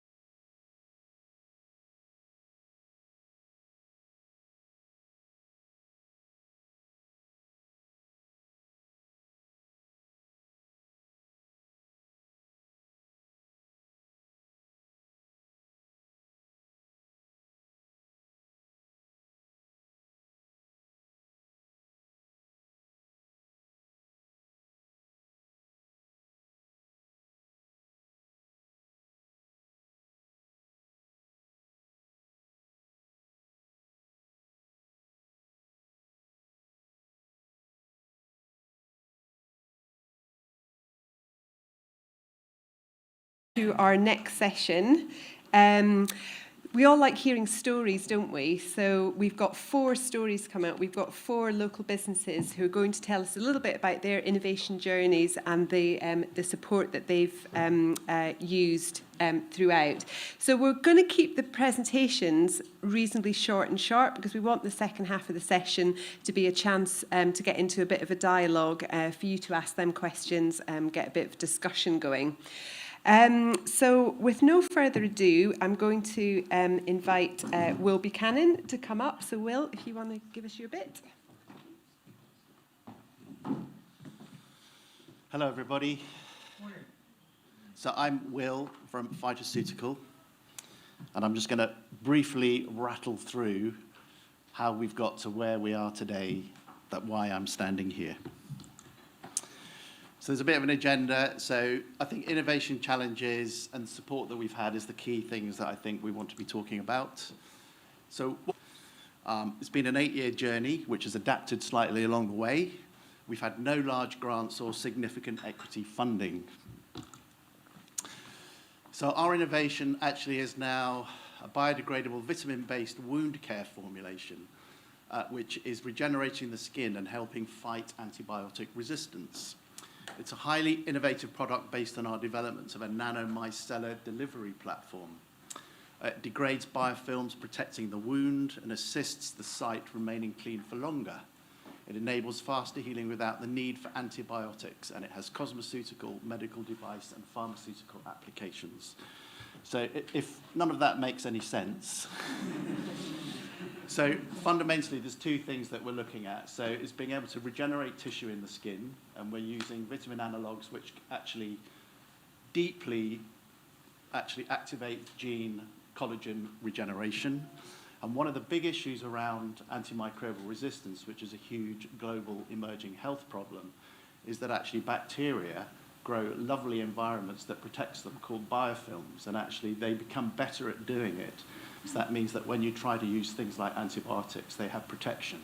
So to try to degrade that biofilm to allow either existing treatments to be better or to in fact use our own technologies without antibiotics is really the focus that we're looking at. It does have other applications outside the medical sector, but that's another thing. So what are the challenges really? Well, I suppose there are probably innovators in this room, and I suspect the challenges are very similar for all of us. So I think the key first challenge is that this is early industrial innovation, and the risk is actually extremely high. So we all seem to go in, I think, with a great deal of hope, enthusiasm, and thinking that what we're doing is going to be great and change the world, and then we sort of learn the journey on the way a little bit, don't we? So our focus is actually trying to not only start and have a technology, but it's actually to build evidence and to build intellectual property. So for us, it's actually trying to build a good, sound basis for what we're doing to be able to interest other people, but also to protect what we're doing. Regulations then become a huge challenge because if you're navigating through regulatory frameworks and understanding all of those things, it's very difficult. If you're in the med space, cosmetic space is less, but these are all things that one needs to look at. Finding end users, who's actually going to be interested in what we're doing, very, very difficult, to be honest. None of this is easy. Funding. We'll talk about that in a minute. And then, of course, commercialization, because the whole reason really for doing it, unless it's just a fantastic hobbies that we're all engaged in, which has its value, is actually to try to commercialize. And of course, getting back to the funding, the reason for the commercialization is that the UK is funding us to build taxation and generate jobs for the future. So that's their core remit of the people that have been talking earlier. So what support have we had? So we've had early Innovate UK R&D funding. We have a biomedical secondee who's here today, which means that we had a postdoc from a university coming and assisting us. We've also been engaged in a program called A4I. I don't know if anybody's heard of the A4I program here. It's called Analysis for Innovators. And it is the top laboratories of the UK. You can apply to work with them for them to solve some of your analytical and measurement problems. Most of the funding will go to those organisations, but for instance, we've worked with the University of Surrey with their Impact Accelerator programme, so therefore they've been able to help us generate data. We've worked with the Catapults CPI up in the northeast with what's called prospect funding and getting some medical device regulatory support funding. So these are all fairly small amounts of funding, probably in the tens of thousands, which allows you to work with these people, but you don't actually get any money yourself. So therefore, you do have to take that. So during the COVID period, they were running something called measurement for recovery, so a needed solving. Innovate UK Edge, so there are people here today, and Murray, who's our business advisor, is here. So they've been a great help, actually, because basically they come and look at your IP and they decide you can work with patent lawyers or IP lawyers to apply for a patent, so we were successful in that. Through Innovate UK Edge, they actually run some programs. So there was a program about working with a design mentor, so therefore someone who's an experienced designer who could then assist you in your design process, whatever they may be. And design processes can be actually graphic design, branding, but it can also be strategy based around intellectual property as well, so it's quite broad. The RTO Catapult funding also comes through Innovate UK Edge, which allows with a particular issue. So we have worked with CPI in the northeast, looking at scale up of our technology. The investability funding is also then around a program trying to make you investor ready, so then you're working with experts at Innovate UK Edge and UKRI, trying to put together your pack, if you like, and and your investability pitch, I guess, and then you get to pitch to people, and then they get feedback. So it's helping you refine. They have connections. So, for instance, they introduced us to a program called SITE, running in Portsmouth, which is connecting some of the Portsmouth hospitals with some of the academia. So support groups that we work with is SITE. Also, there's an organisation called Set Squared, which Surrey University are part of. West Sussex AHSN, we're beginning to talk to them, and they've got assistance in being able for us to be able to talk to the NHS and under the NHS and things like that. But also those organisations run various workshops, grant writing support and things like that. So in fact, there are these things that can be a good way of being able to connect to people, because they can then help perhaps introduce you into some of the organised amounts through what's called the BBSRC, which is STFC. Again, these are high caliber people who can assist you in trying to solve or understand some of the level in terms of tissue and healthy technologies and the ability to be able to assist us in that. The NBR to look at certain aspects of wound healing. AD is highly skilled expert technical, regulatory and business support, helping with IP protection and commercial strategy, trying to get us closer to the market, generating. We haven't received very much money ourselves, so they're wanting to go for big grants, all this kind of thing, highly competitive. And we would like to do that as well, and have tried a couple of times and not been successful. But the approach that we've had has at least allowed us to progress on our journey. Thanks, Will. Now, I'd ask you to keep your questions. Remember what you'd like to ask Will, and we'll ask all the questions collectively at the end. But now, as I say, something completely different. So, Alan, if I could ask you to come up. Thank you. Thank you very much, Shona, and thank you, Will. Absolutely fascinating, and that's not hard at all to follow. And that particular journey. Now, Shona, I give you permission. Okay, I'm a lawyer.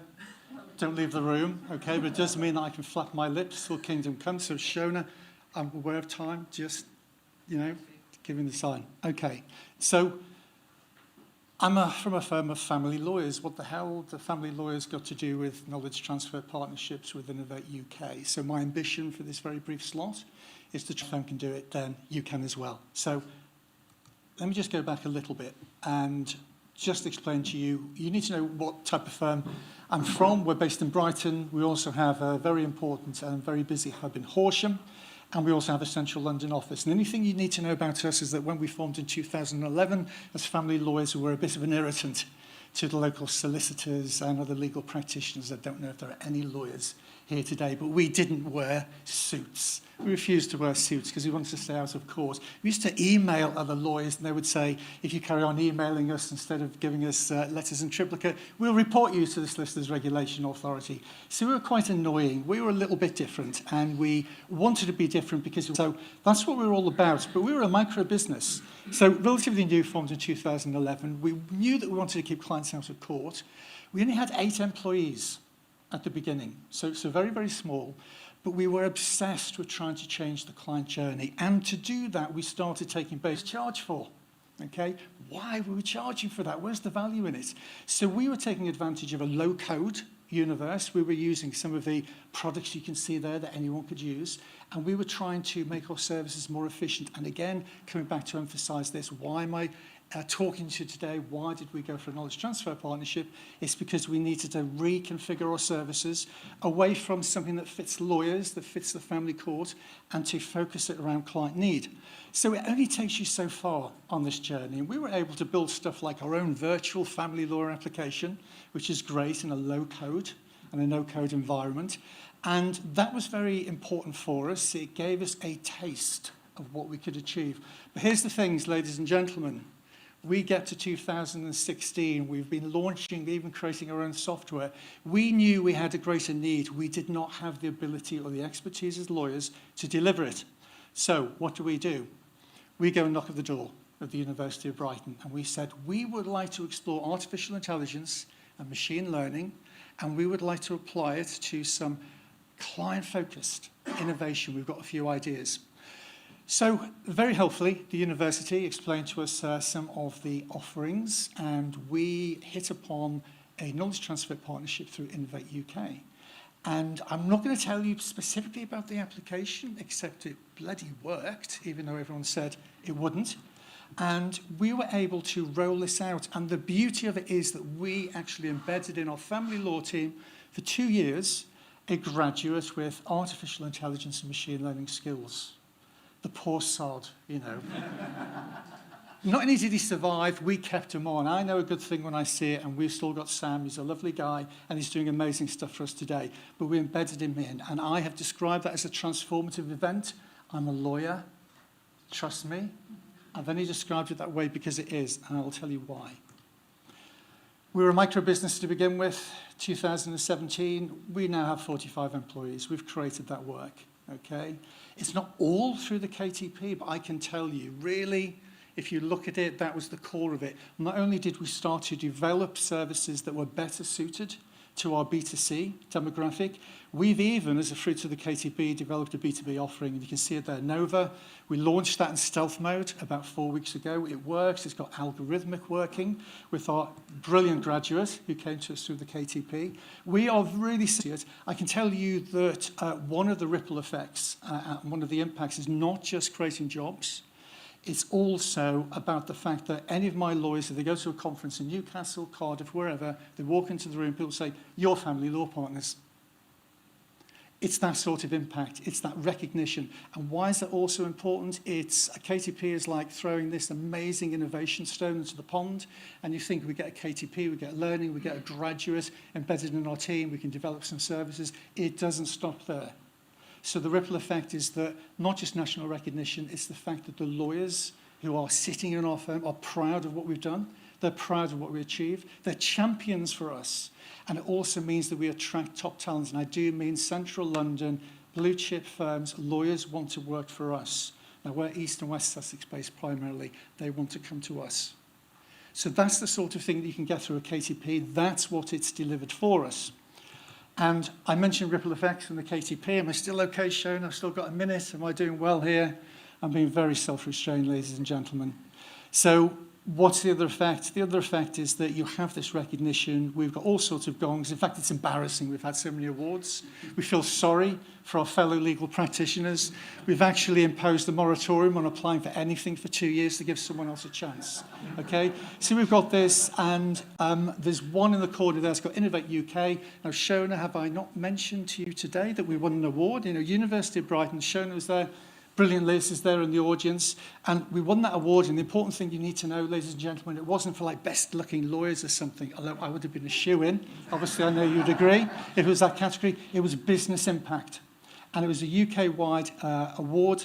And we won amazingly, but that's only because we deserve to. And I say we, I mean we, through the Innovate UK funding, our brilliant graduates, and the amazing University of Brighton. I know there are other educational institutions that you can talk to within this scheme. All I can speak to, and we may touch upon this in the other questions, Shona, is my experience and the brilliant support that we had all the way through from the university and through the Knowledge Transfer Partnership.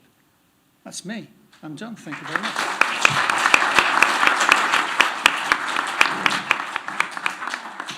Fantastic. Thank you very much, Alan. So next, Benjamin, if you could come up and join us. Again, something completely different. We've got a real diversity of topics on this panel. Good morning. Benjamin West, Dolphin N2. I'll start off with just a little bit about where we are today. Then I'll look at the technology, try not to spend too long on that, and then some other parts after that. So first of all, we were incubated by Ricardo. So there's a company down in Shoreham, spun out from there. We were acquired by CNH, so Fiat Powertrain, so our Veco trucks, as some might see them. And then we're developing essentially and industrialising low and net zero propulsion systems. Our primary target is long-haul vehicles, so road vehicles, but also agriculture, construction, and marine and stationary power. So there's 40 of us now. I'll go through the journey that we went to get to that. And we've got 3 sites. So we've got a site that we started on in just down the road from where we started, actually. So still in Shoreham. So we were in Ricardo, but now we're still at the airport there. So that's the Shoreham site. We've got a Millbrook site up in Bedfordshire. So that's where we do we've got the facility to use test track up there. So that's why we've got that place. And we've also got the University of Brighton, where we've been working very hard. What's the purpose of our technology? Well, our question really here is about how do we reduce the carbon footprint for road-going vehicles. Generally speaking, the technologies that are put forward for that are battery or fuel cell technology. And we can see on this graph here, we've got the local air quality performance on the vertical. On the horizontal, it's the through-life footprint, carbon footprint. So our question really was, if we could take the current diesel engine and make a step change such that we were at zero emissions, or with certain fuels, zero negative emissions, and also if we could then also improve the carbon footprint, we'd be directly in competition with those other technologies. If we can do that, or when we do that rather, we'll have some advantages over those technologies. So we've got no sort of infrastructure that we've got to put in for high power charging or for hydrogen infrastructure. There's no adoption incentives with the system that we've got, which was the original idea for it before being emissions. So there's no nasty surprises in the life cycle either. So it's using manufacturing techniques that are within sort of Euro 6 engines or aircraft. And it's highly suited to sustainable fuels. So we've got a system here, it's called split cycle. I won't go into it in too much depth, but essentially we're splitting the engine into a compressor, a recuperator, and an expander. Similarly as done with gas turbine and with the steam engine as well, actually.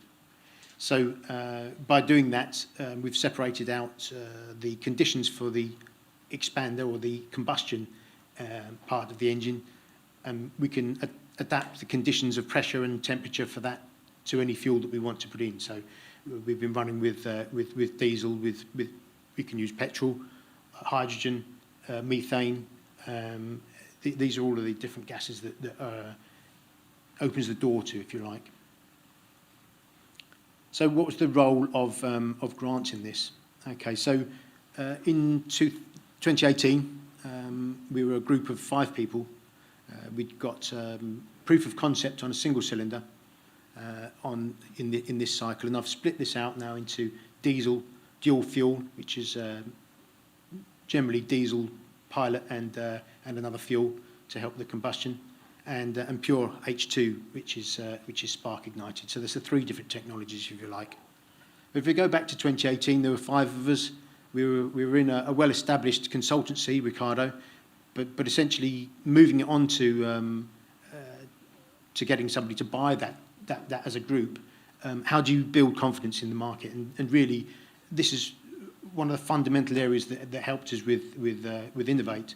So we put together a consortium with the University of Brighton, with another SME called High Flux, which was for the recuperator area, and also Advanced Manufacturing Research Institute. So we've got 2 universities there, and really building that together and showing that there was some confidence within the government really to provide that grant. That gave a significant boost to our marketability in terms of getting somebody to take us on, really. And we did very well to get Fiat Powertrain to take us on that, because that's essentially what you need as an end user to be able to drive it forward. So 2018, 5 of us. We then, so University of Brighton was developing the combustion, the very deep combustion analysis. Several papers have come out of that from combustion simulation and also flow measurement, because we've got a sonic flow going through in parts of this, which means you've got a shock wave, you've got to visualise and things like this. A lot of areas in that. The Research Institute, Advanced Manufacturing Research Institute, are part of Sheffield University. They built several rigs for us for doing flow analysis that we didn't need to do for an engine. So this is all the preparatory parts, building the sections of technology that you need in order to pull together. But importantly, each one of those companies or institutes on their own were pushing forward with research. So it's not just that we've managed to develop our product. The Advanced Manufacturing Research Institute developed a liquid nitrogen injector, which was then looked at for work within the food industry, so spraying nitrogen into the food. They 3D printed that with all of the different cooling areas and what have you. It's a very complex. You wouldn't be able to do it apart from 3D printing. They also 3D printed a number of titanium components for us, which was important because of the masses that we had in there. Specific for the engine, we needed to have some areas that were very lightweight. How am I doing for time? Okay. Yes, so I could talk about this for quite a while, as you can imagine. So try and keep it contextual. Yes, the Advanced Manufacturing Research Institute managed to get something out of it. The University of Brighton got several papers and the continuous work that we're working with them, as you could see, for the subsequent work that we did. And High Flux was an SME that is specifically looking at recuperators, high pressure, high temperature recuperators. And they wouldn't be existing today if it wasn't for these grants as well. If you see the time frame, obviously this was working through lockdown. So we were recruiting throughout lockdown. We didn't stop the impetus of that throughout lockdown. So we've grown from that 5 to 40 people throughout that period. We've got all sorts of supply chain issues, as you can imagine. But we didn't stop. It might have slowed us down, but it didn't stop us. And I think really the support from Innovate that we got really was that as long as we were open about the problems that we were having and how we were addressing those and mitigating risks, that it was a very clear and healthy relationship. Further on from that, then we've done the Advanced Route to Market Demonstrator, ARMD. So we called it REARMED. That was with the APC.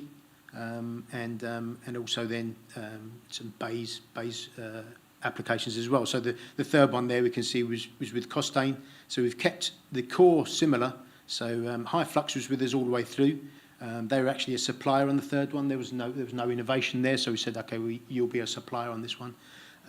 But getting that group of people that you can trust within this environment is really important. And the more mature you are, the easier it is for governance, really. For project governance. The last one there is marine application, where we're trying to get rid of the red diesel essentially. So that's again an Innovate one.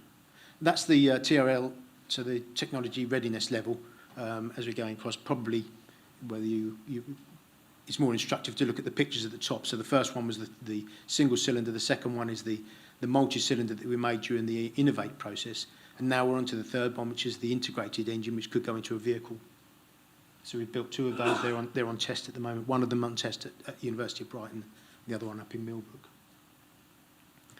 Just quickly, I'm going to go through the last couple of bits here. What would I say that would be the considerations for this? So an Innovate grant's a fantastic way to boost your development and drive your business supplier relations and from transactional to collaborational. So you wouldn't get that activity without the grant being involved because there's not really any cohesion to bring you together. Each partner can drive innovation and improve their competitiveness both through the project and individually, as I mentioned. Some considerations: can you join a project without leading it? It's a lot easier. We've been leading each project that we've done, but yeah. Alignment with collaboration partners, so defining the innovation for each of the partners.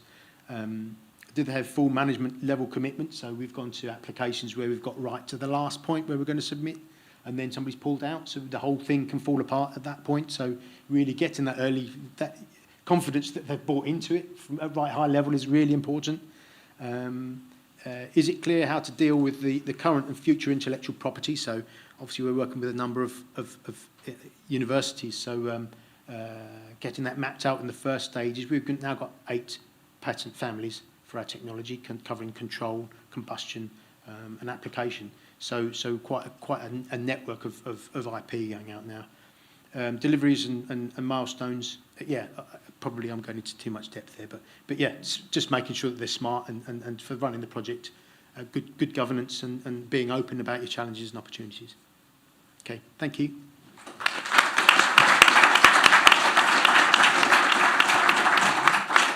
Thanks, Benjamin. And last but not least, Isla, if you'd like to come up.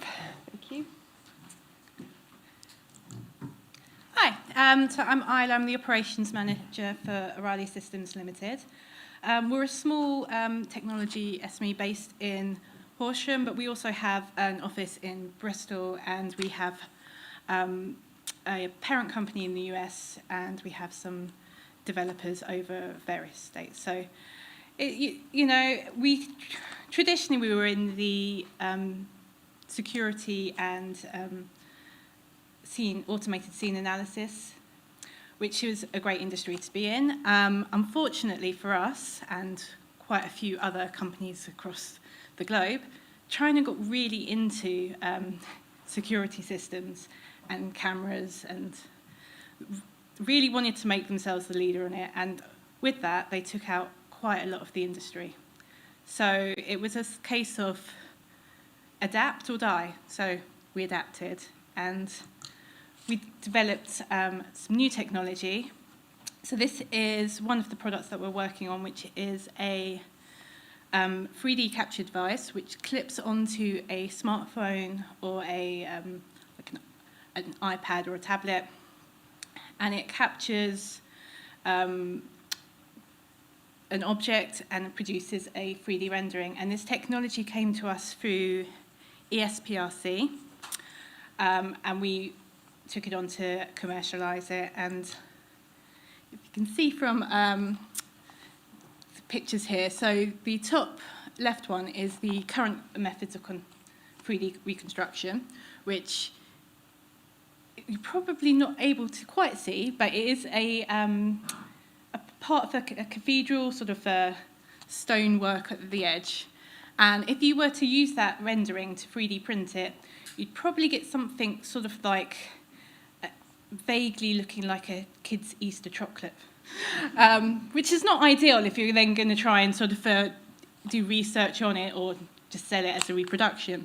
So we've taken the technology that we got from ESPRC and did our own developments with it, and we created something that produces the bottom left, which is it's sort of more detailed content. So I'm going to be honest with you. I was not supposed to be here today. There was supposed to be someone here who's very technical and give you all the details of how this works. So all I can tell you is there's something to do with a mesh, and it produces this. And if you look at the one on the right here, that's the final reconstruction. So this isn't a photo. This is actually a digital reconstruction, and they can use this to produce 3D printing. They can use it to in a new industry is not easy. There are certainly plenty of challenges. To start with, we've got to coordinate a multinational team, which I don't know if anyone here uses Teams. It's not always the easiest, and we have people based everywhere. So coordinating that together is, sometimes it requires people to travel, and we were very fortunate to do one. And we've had support and things like this. Turning a research concept into a product is not a simple thing. We worked with part of Quantic, we worked with the SPRC, and we had this brilliant idea, but it's very difficult to go from having an algorithm to having something physical that you can give to people and they can use and to sell. So in order to get to that point, we needed help, We don't know it all. We definitely don't know it all. So we have been very fortunate to have the support of Innovate Edge, of the, they were the DIT, they're now the DBT. There has been KTN, we've had support from offshore Catapults. We're in a very fortunate position that our technology can be used in so many applications. There are countless use cases. What we were funded for originally was to use it for telemedicine.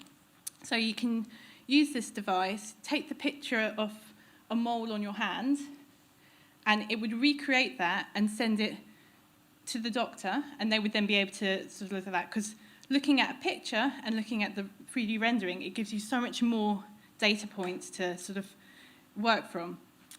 Other applications for it included non-destructive testing. So we've worked with the offshore wind catapult, and they did a full audit of our opportunities, and they've come up with some strong cases for us to now focus on moving forwards.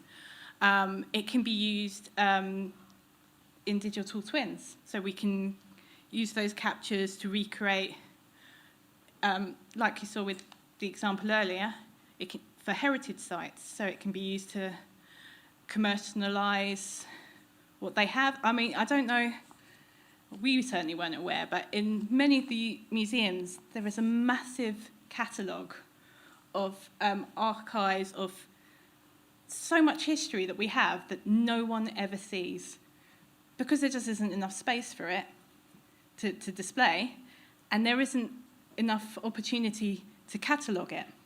And in order to sort of catalogue individual items, they have to hire these massive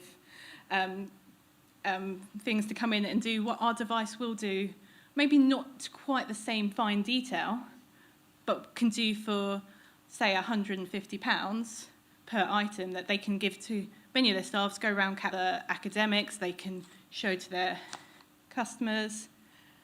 And it's just have so many opportunities. Which one do you focus on? Had support from getting us into pool for various markets, because being a startup suddenly from Innovate has been just invaluable company, because we're not going to be doing it every funding from Innovate UK over various, and I'm not going to say I don't want the funding, because we definitely do, but after finishing our grant process to actually now you have an idea and half of a solution if it hadn't been for the support that we've had. And I would just say to everybody, like, at the conversations I've had with our Innovate Edge person Ian, who's in the room somewhere, let me get back to you.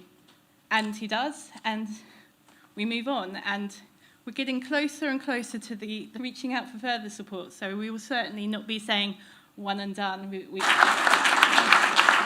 Completely different innovation areas, 4 completely different sets coming out my ears for the panel, but I'm conscious that we haven't. Oh gosh, yes, okay, we're going to be busy. Right, who did I see first? I think it was the gentleman here with a stripy t-shirt. Won so many small awards, 10,000, whatever, 20,000 operations. Ultimately, if you don't have any revenue, then the company. Can you use the microwave? Sorry, Microwave. so we're committed in that way. So, in fact, I think the way that we view the process we're going through is finding. I think for us, it's quite interesting to get to this stage. You know, a fairly low-cost organisation, and at that point, but of course, it is can be a little bit slower. But actually, I was thinking about this on the way. Is it actually a little bit slower? And actually, I'm not convinced it is, because I think some of these smaller funds, some of the big grants. So actually, I think in some ways, depending on what it is that you want to do, and you are working with experts, you know, so therefore the results that they give you are significant results that take you on the journey. That you do then get to a point where you've got to consider, you know, bigger funding. But for us, it's also you can secure your IP platforms. In other words, it's really about trying to set a very solid ground base, I think, that allows you. Question. Thank you. I can see one here. Yeah, is that Grant? Yeah. How did you kind of find out? Isla had applied for an Innovate grant. We were successful with that. It was Start, was it? I think it was, I'll be honest with you, a study that we were doing. And we finished that and a program that we're running to support people that have been certainly a lot more helpful, people that have been helpful. I mean, very happy and everything was progressing very well to submit, and I don't know how. Leave it with me, because they were passionate about what someone. The network is endless, and the problem, and you think, how do I solve that? There is someone who does, and they lovely aisle there, yeah. We talked to the same people who covered the use of defence strategy for the UK, the US, and have you got the time or inclination? So I think it's quite a complex. I think talking about working with academia. With academia, I think is quite a complex area, and I think for another time, from people's experiences, dedicated onto what you're doing. I think that, and they might be using your technology, I suppose, to assist with that, but if you like, or actually input quite a lot because of their experience. So he actually contributes to us, but I think it's less likely, I think, on those smaller academic projects. And Benjamin, because I can't quite remember from the work that you've done with the University of Brighton, but quite on that within your work. I'll jump on that. You're just too slow, Benjamin. I'm sorry. So, yeah, we did. So one of the ripple effects of the KTP was the fact that we could identify some side projects that would, in connection with the university and the ongoing students who would like to get their teeth into this. So we did. We economically was calculated, because believe it or not, the UK government's one was poor. So we were able to build, which I'm really delighted about, but it was a fantastic opportunity for us, for other victims that I can pick on, because we've got about 5 or 6 that we could actually bring out of the woodwork. Yeah. So, yeah. In the building blocks to our technology, if you like. So I've mentioned University of Sheffield and University Sonic Flow Analysis. That was another area that we had postgrads, and they're still with us. The other one was in flow analysis in this instance, but we, by virtue of the projects that we were doing and the people involved in that. Lovely, thank you. Now, I think there's one further question along here, and then I think we need to tie up, which is a shame as I feel we've just got going, but yeah. What did you stop doing so you could do all these other things? So the question's a really important one, and when I am let out occasionally, I can tell you that just have a guard in your head to be a little bit possessed. I was like that for about 5 or 6 years. So I was running a business. So you can carry that on for so long, and at some point you listen, band. Okay, that is a challenge on the journey. I'd like to learn from you. It was certainly true that when you're on your own, it is harder. So I would, in your particular, and I would just be honest, just go and have lunch with them, go and have a coffee, just be open. So my learning is that with the listen, talking to universities, talking to other people who know what they are doing, university, I don't know anyone. managing to get that change, have the conversations, could you do a partnership? So it's just to keep talking.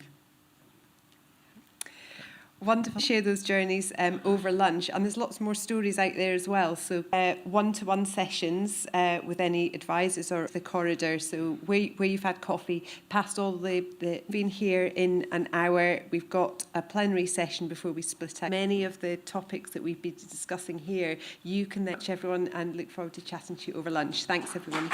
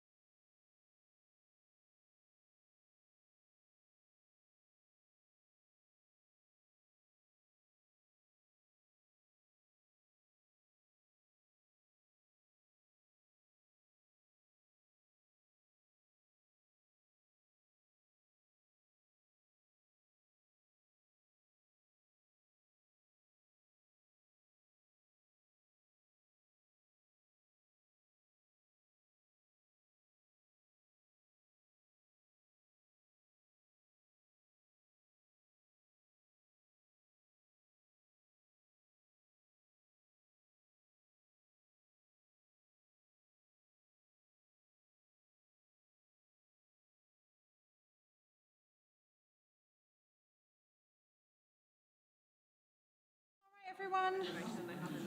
Good afternoon. Thank you so much for sticking around and dragging yourself away from networking and a delicious lunch.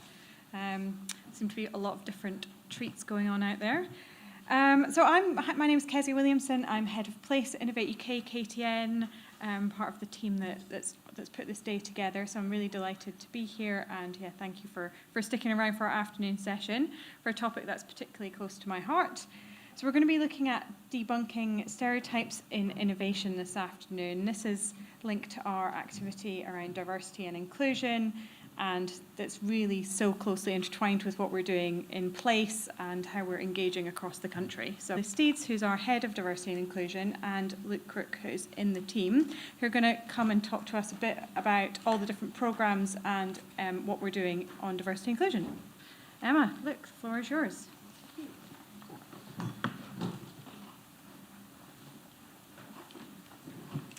Thank you, and welcome everyone. It's nice to see you still here after lunch. Think of innovation when we think about it and see it at events like this, and to lay a bit of foundation into this ecosystem and having success. So the first Innovation Award, to talk about today is our young to develop their very first innovative idea.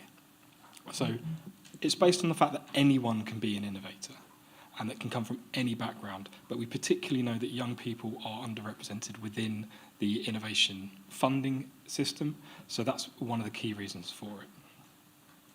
It's a key part of our plan for action as well in what we do at Innovate. 4 on the award at the moment, who will be finishing up in November, but that's 240 in total. And through that as well, we've managed to reach about 12,000 other young innovators and young people who are interested in becoming innovators. So they might not have necessarily accessed the award, but they will have accessed the things around it to help them on their journey.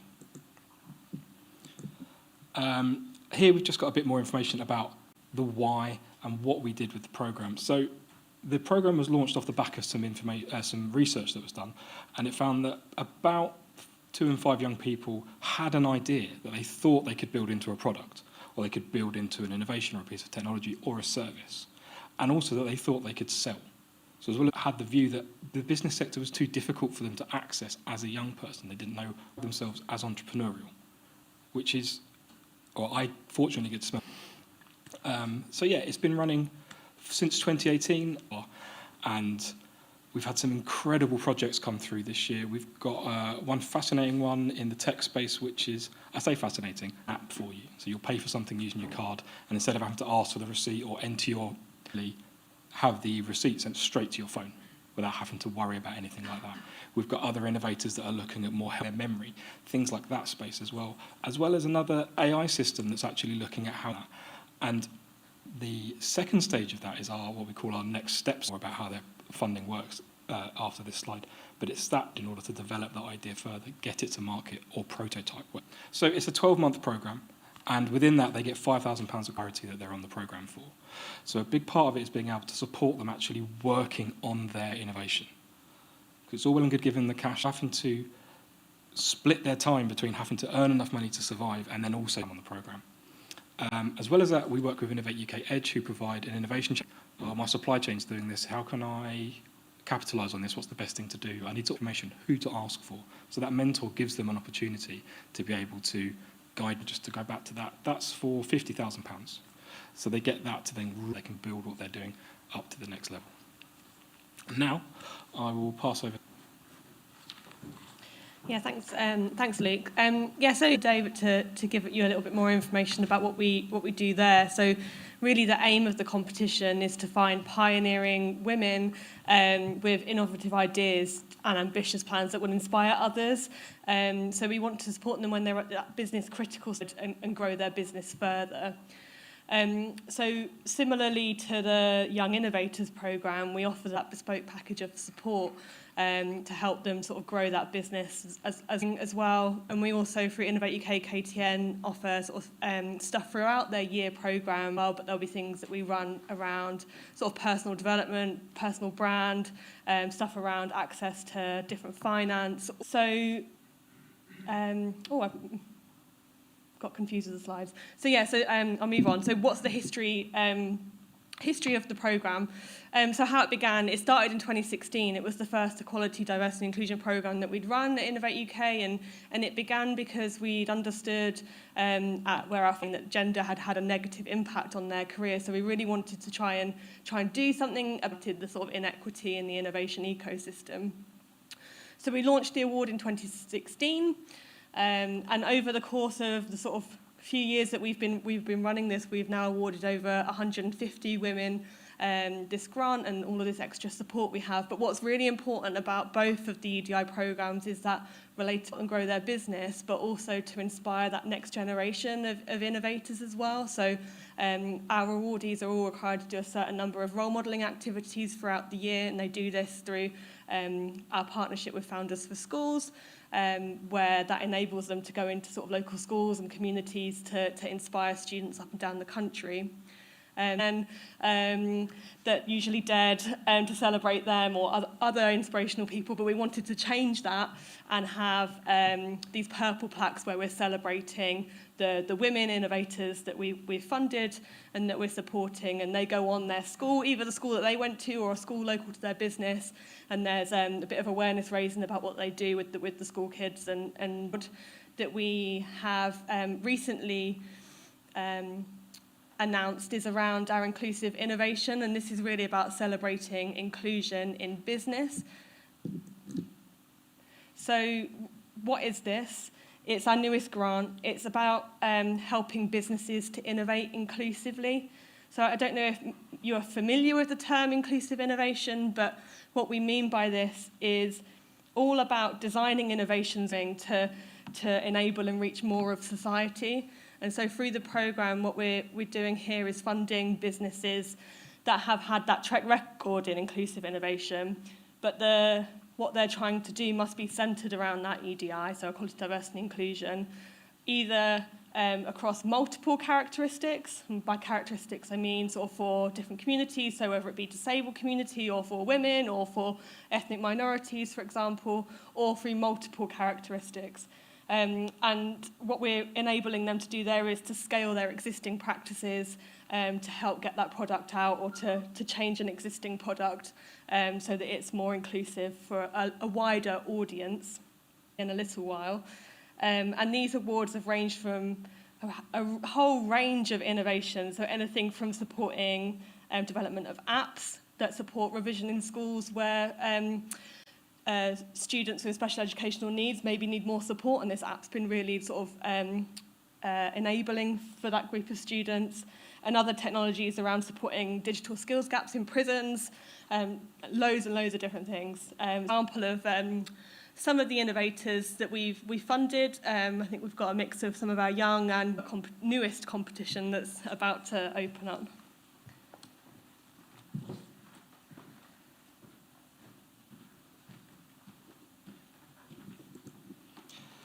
Yes, so to build off of the success of the aim of this is to address that we know that there are lots and lots of diverse innovators out there that need really in the ecosystem of inclusion yet, or they need a bit more support because they're from those more diverse groups that we did on the 11th of July.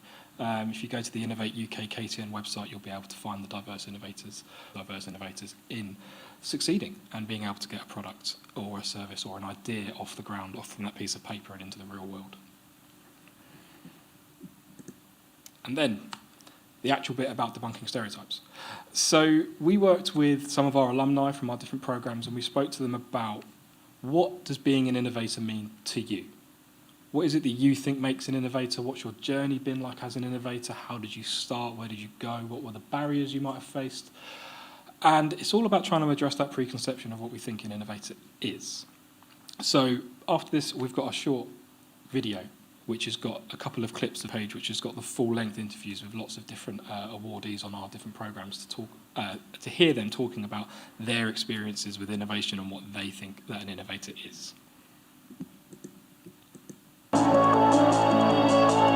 To be honest, being referred to as an innovator used to make me feel like an imposter.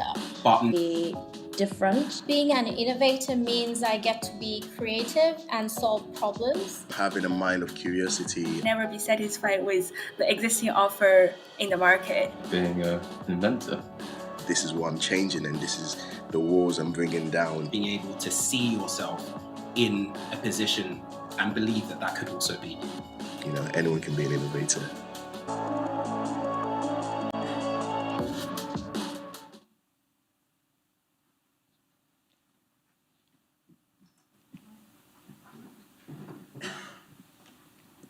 All right, so thank you, Luke.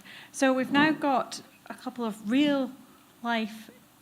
So she did us the honour of recording of her talk this morning so that we could share it with you still. So we're going to do that now, and then we're going to pass over to Omar, who is here in real life, who's going to talk to us about his journey. So first of all, I'm going to introduce... We are a tech startup, but we believe we've got a really human touch, hence the name. And what we're doing is basically working within communities to strengthen the local ecosystem and trying to democratise basically community building, community events, things like that.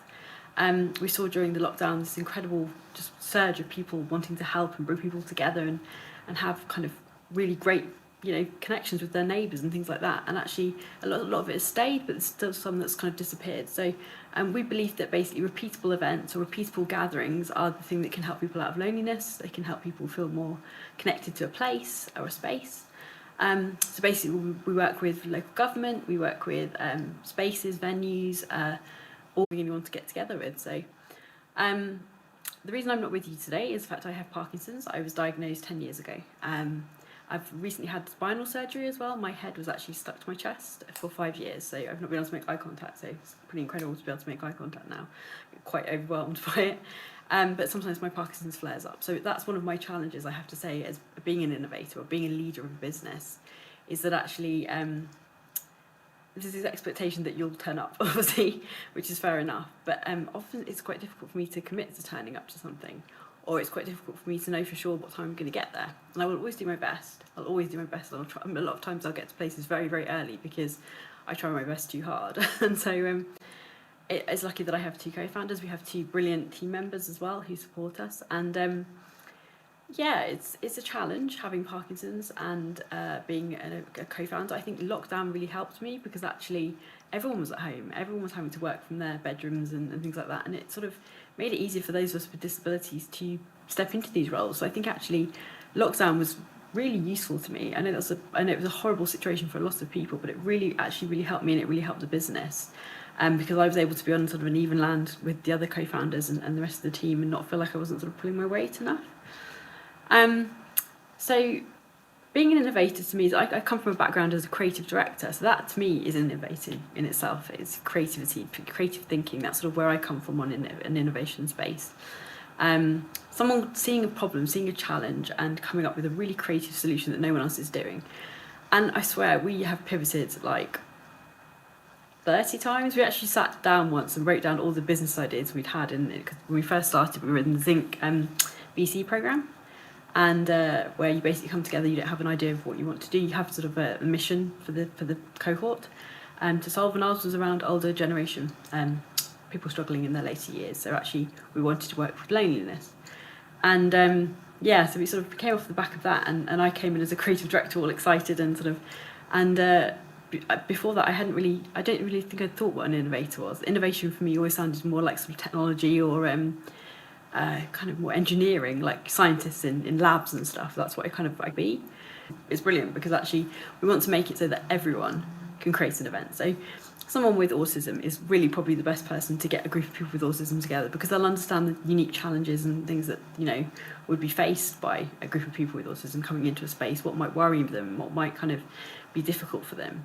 Perhaps supported or unsupported, however they want to do it. But we want to make it so that our software is basically really, really simple to use, and that will be by using it through multiple mediums. So we actually already offer a service where you can just send us a WhatsApp or send us an email, and we will build the thing for you. So basically, you say, okay, I'm in this area and I want to do some events that are, you know, I love books, really love books. I'd love to set up some reading groups. We can create that all for you. Send it over, you sign it off, and it's up and live and selling tickets already. And we can do that in we say a week, but we can technically do it in about a day. So we don't kind of commit ourselves to a day and then suddenly get an influx of people and not be able to do that. So at the moment we say a week, but it doesn't take us very long to do it at all because of the great things that are coming through with GPT and things like that these days. So we can be supported by things like that. Before GPT, we were doing a lot of it ourselves. So yeah, an innovator to me is someone that is often rises from a community or arises from a problem that they've had themselves. I think a lot of great innovators have come from a space where they've actually they've experienced a problem themselves. They've maybe worked in banking and seen there's a problem in banking that they want to try and solve. So yeah, definitely I've struggled with loneliness. It's something I've had problems with. I think all of us on the team have. Mine being around my Parkinson's, because actually I didn't want to just hang out with people with Parkinson's, but I wanted to find other people that had similar challenges to me, and I've kind of sort of done that. But I know that I'm someone that's quite outgoing. It's quite easy for me to do that. I'm still quite young, and I've lived in quite young, 40 soon. I'm terrified about it. But yeah, so I think it's a really interesting one to be an innovator. And I'm kind of an accidental innovator as well. I actually applied for the Zinc VC programme on a whim. I was doing a project where I was doing something new every day, and I applied to it for that reason, and then I got on the programme and it was fantastic and I loved it, and I immediately knew that entrepreneurship was for me. I felt like it was something that I would be good at. But it's interesting, the way our team is very different. The three of us, three co-founders, are very, very different, and that works really well. We've got very different backgrounds. We don't have sort of C-suite title jobs. We are basically what we do. So my role is to basically make people love more human. And I can do that in whatever way I think works best. That might be marketing or sales or things. I hate the word networking. Don't like the word networking. It's making friends. So yeah, that's probably sort of the biggest thing for me, is that it's really, if you have a co-founder and you kind of got to find the right people. And I've definitely found the right people, so I'm very lucky. I think I'm probably not the traditional face of an innovator or an entrepreneur really. Often we'll go into meetings, and perhaps if I'm going into meetings on my own, there's that kind of look of, oh, okay. And especially when my neck was down, I was a bit of a interesting looking character coming onto a Zoom call that you probably weren't expecting. And I think probably the ones that were the most interesting, we had a couple of calls with sort of Silicon Valley, very, very typical sort of Silicon Valley investors. And it would be very much like, right, you've got 5 minutes now. And I called him to ask him something else, and he'd be like, right, pitch to me. And suddenly it's like, oh God. And then he'd say, can you send over the deck? And I'm more fingers and thumbs because my Parkinson's is shaky and I can't do it. And I think in situations like that, you just have to be honest with people and say, look, I can't actually do this. I'm struggling with this because of this reason. People are human deep down. And if they're the right investor or the right person to help you or support you, or the right customer, then they'll understand. They will understand. And everyone else you just have to kind of stop caring about, because it's just a person. It's just a person, and if they don't understand what you're about, then they're not going to be the right person for your business. So I say my journey so far has been quite interesting. I've been very lucky. I think actually that because I stand out, because I wear bright colours and things like that, people do remember me. So one of our first investors we got was actually someone, I didn't turn up to an event because my roof was leaking. It was like a bit of a fake thing, but it was a legit thing, and my roof was leaking from above, and I couldn't go to the event, but she'd seen my name in the thing and been interested in what I was doing, and just basically approached us and said, would you like investment? And so it was quite strange for our first investment to be someone actually approaching us. But if I go to sort of VC breakfast or things like that, I'll always wear a bright colour. It feels like something that feels natural to me anyway, so it's not like I'm trying to do it on purpose. And I bring out more of me, because actually that's who they're investing in. In early day startups, they're investing basically in the people that are running it. Because your idea is so flexy and sort of changes all the time and things like that.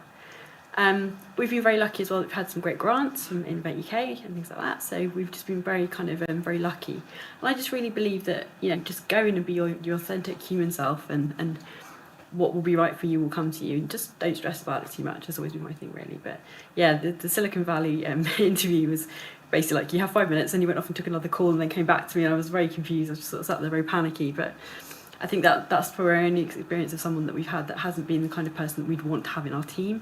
And we like to think about, if that investor came and worked with us for the day, would they have a good time? Would they enjoy themselves? Would they like what we were doing? Would we like having them there? That feels quite important to us. So yeah, basically, I think I've sort of always been a bit of a secret entrepreneur. I've always done sort of little side hustles and things like that. I come from a family that are quite entrepreneurial in a side hustle sort of way. So I've always just been encouraged just to try things. And I think this to me feels like an opportunity to try something. If you put too much stress and too much, I'm building a business, it becomes very sort of serious and scary.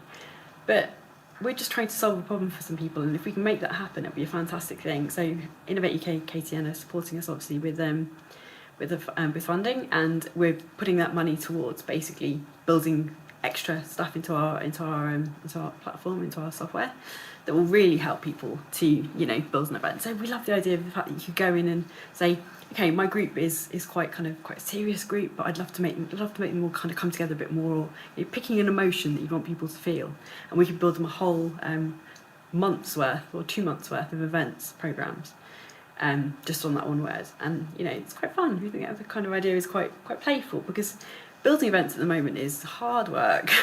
It's a lot of admin, and no one ever signed up to bring people together because of admin. It was because they wanted to bring people together, and you're normally a people person if you do that. So yeah, that's always quite fun. I find it quite interesting to kind of see people's faces when they go, I don't have to write anything anymore. This is incredible. This is amazing. So our kind of next steps for More Human is we're actually doing our first kind of area-based testing. So we've done it mostly across sort of networks. We work with Eden Project communities and a couple of large kind of swimming networks and things like that. And we've been doing sort of across the country kind of testing, and then now we're going into a particular area. So we have one of our teams in Honiton, which is in Devon, and we're actually all going to be starting from there. So we're doing a bit of kind of like a testing in a particular area, and then moving from there to like another area, because it's very great. It's great for us to be able to prove to investors and to other people and to communities that actually, you know, we've done this locally with another community, and we've kind of been able to pick it up and put it in this other place. But we know that each area is very different, and there'll be different structures and different people, but we don't want to be those people from London that just kind of come in and try and change everything. It's very important that we kind of learn about it. So we're staying in a campsite next week in Honiton to really kind of get a sense of the place, and we're going to go out and about and talk to people and find out what's on already, what needs doing, how we can help. And I think that's very much what we've kind of shifted, and we've made it so that now our product is something that we use. Our customers can use it too, but actually it's something that we kind of get ready for them. It's more that we're there in front. We've got some great experience between us, you know, accessibility, we've got people that have worked in charity fundraising for years, people that have worked in innovation in charities. We've got all our stuff is built in-house, so we've got a lot of experience and a lot of skill. We realised that actually people wanted to talk to us. They didn't want to kind of go straight in and use a platform. They wanted to talk to us. So that's something that we've really shifted. And I'm just really kind of excited to make it just super accessible, so that, you know, people like me, people like who have kind of various challenges can, you know, build events in a way that feels natural. Because at the moment, you basically put all your hours and all your work into building something. You don't know if someone's going to come. You don't know if anyone wants that event. And what we're doing is very much based around demand-led events, demand-led and repeatable. So people coming together regularly to see each other to do something they want to do, and that's really important. So I'm going to be in the chat and things like that when this goes out. Sorry to not be there myself in person. I feel like I'm accepting an award. I feel like I should have something in my hand here. It'd be great to hear from anyone that's interested. I'm at EMS_Lawton on social media, and just look for More Human, and our website is more-human.co.uk. And happy to have a chat with anyone about anything. And if there's anyone there that's kind of from a local ecosystem section, so like there's any of you that are kind of from councils or buildings or spaces or anything where you feel like you have some sort of input into how the people in the area feel, we'd love to speak to you, so please get in touch. Thank you.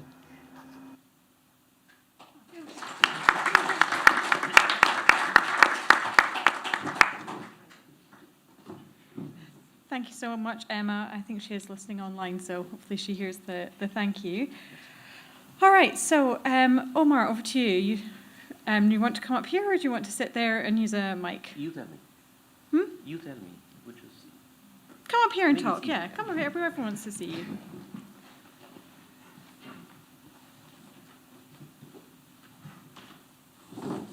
Afternoon, everyone.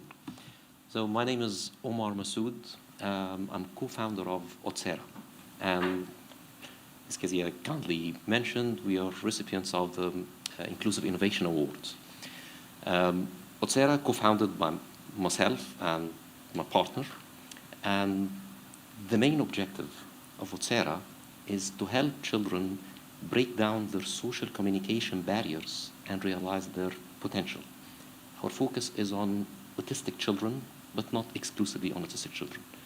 And how we go about trying to achieve this objective is we use technology to democratize the provision of effective interventions, particularly early interventions, by making it accessible on mobile devices that are available with most people, by making it affordable for parents or therapists, and by making it engaging and gamified for children.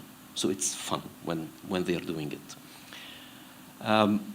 Since the theme is about breaking down the barriers to innovation, and since we are recipient of this Inclusive Innovation Award, so I thought I'd start by saying something about what we do and where diversity, inclusion, and equality sits within here, and then I'll conclude with maybe 3 points that we learned along our journey.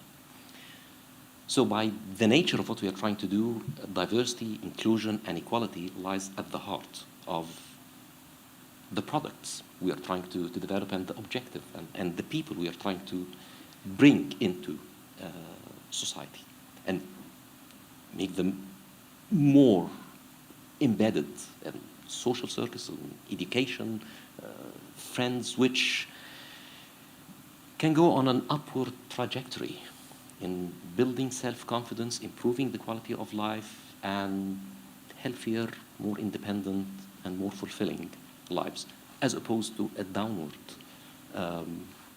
trajectory if effective support is not provided at the right time.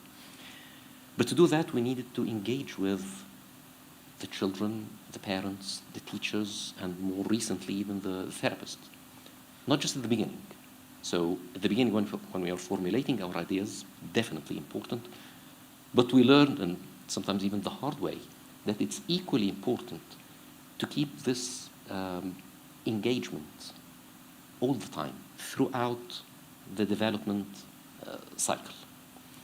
In the Inclusive Innovation Awards, we are using the grant funding and the support to build the speech recognition technologies, stuff like Siri, where you say something and then it gets transcribed and understood, and then there's a response. So we're using this kind of technology, but we're trying to build our own proprietary engine and then train it to be more useful for autistic children. That's it will take some time, but with the support of this award, we are trying to get started with this proprietary automatic speech recognition engine. Now, along the journey, there are, of course, there were several failures and some successes as well. And then we drew some conclusions which I'd like to share with you, 3 of them. So the first one is the nature of innovation.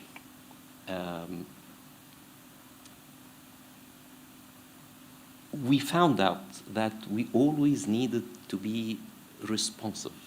I'm always reminded of, I think it's not Charles Darwin's original quotation, but the gist of it, that it's not the strongest of species, not the most intelligent, but the one most adaptable to change that survives. And in innovation, it's the same. To survive, we need to adapt and respond to the environment. So we start with something, and then gradually we found ourselves somewhere else, not because we are drifting, but because the more we engage with the people we are trying to support and help, we realize that there are different pain points and that some things can be done or achieved in better or at least different ways.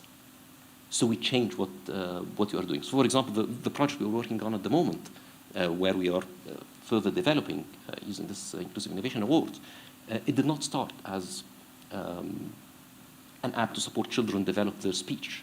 It started slightly differently, and then when we spoke with parents and we spoke with therapists in particular, we realized that there's something better, different that we can do. So the first one is this dynamic and fluid nature of innovation. The second thing, and it's related to it, is how to manage it or how to do it.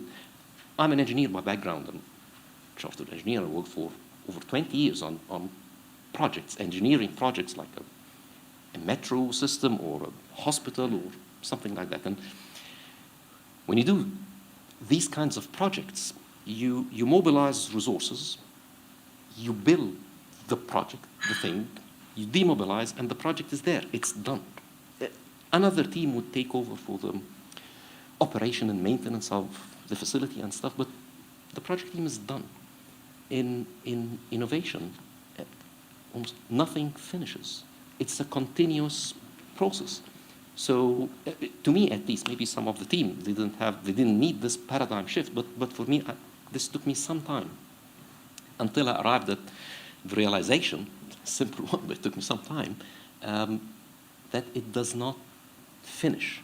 You develop a stage, and then you are continuously testing this and receiving feedback, and there's a continuous cycle of feedback, and then you need always to respond to this by change, modification, improvement, pivoting, whatever. And to manage this,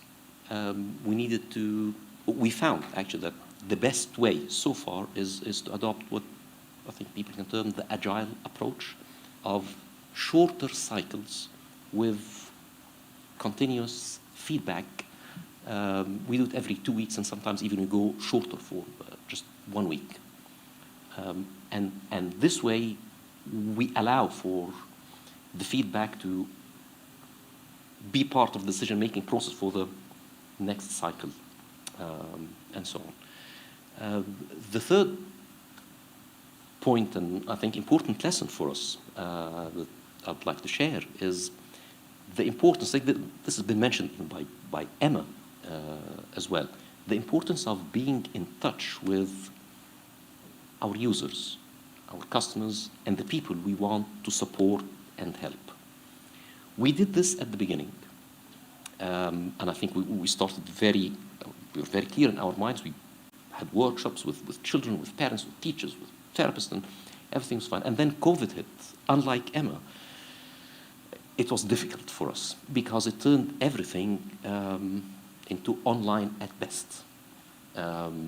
So we lost this connection with people, and I believe we paid the price for that, in that we looked more inwardly as a team, and we developed what we thought would be good or useful, etc., without the benefit of getting this continuous feedback. Now we are getting back into it, and actually now we also developed an online community to try and bring and provide support for the families that we would like to, that our apps aim to support.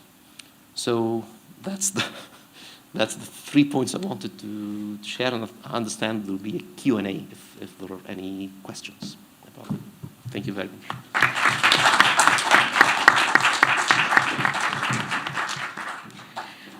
All right, does anyone have any questions for Omar, or for Emma, or for Luke on anything we've covered? Come on, there's got to be some questions. I'm friendlier than I look. Oh, Bassett, come on. Yeah, come on. Actually, I think is this mic on? Yeah. You can come, if you come stand at the mic, then the online will get the question too. Okay, so I'm interested in past grant funding and support from Innovate UK, what stage you are now, and if things different, and what have you learned in terms of what you would have, what we... Well, we haven't, the short answer is we have not raised any private investment as yet. We were, I think we're lucky with a couple of Innovate UK grants and support from Edge as well. It is in our plans by the end of the year to start this process of engaging with investors. At the moment, we are finalizing our pitch deck with some external support as well. but we also want to achieve better traction before we invite private investors in. We appreciate that we understand the benefits, obviously, but we also appreciate that there are some risks that we need to be aware of. In our line of business and what we are trying to do, time is very important, and that's where private investment, we think, can be most helpful, because it enables us to go faster. That's why we're considering it, but considering it towards the end of this year. Thank you. Thanks. Any further questions? I have one for you, Omar. I was going to ask you about the competitive landscape for your company. What's it like, working within a product for a community that's perhaps been underserved? Is it competitive, or you got complete freedom to operate? What's it like? We don't have complete freedom, but it's very fragmented. It's very fragmented because the support services for autistic children and indeed children with other special needs, like the social communication, speech and language skill, it's not provided by one entity.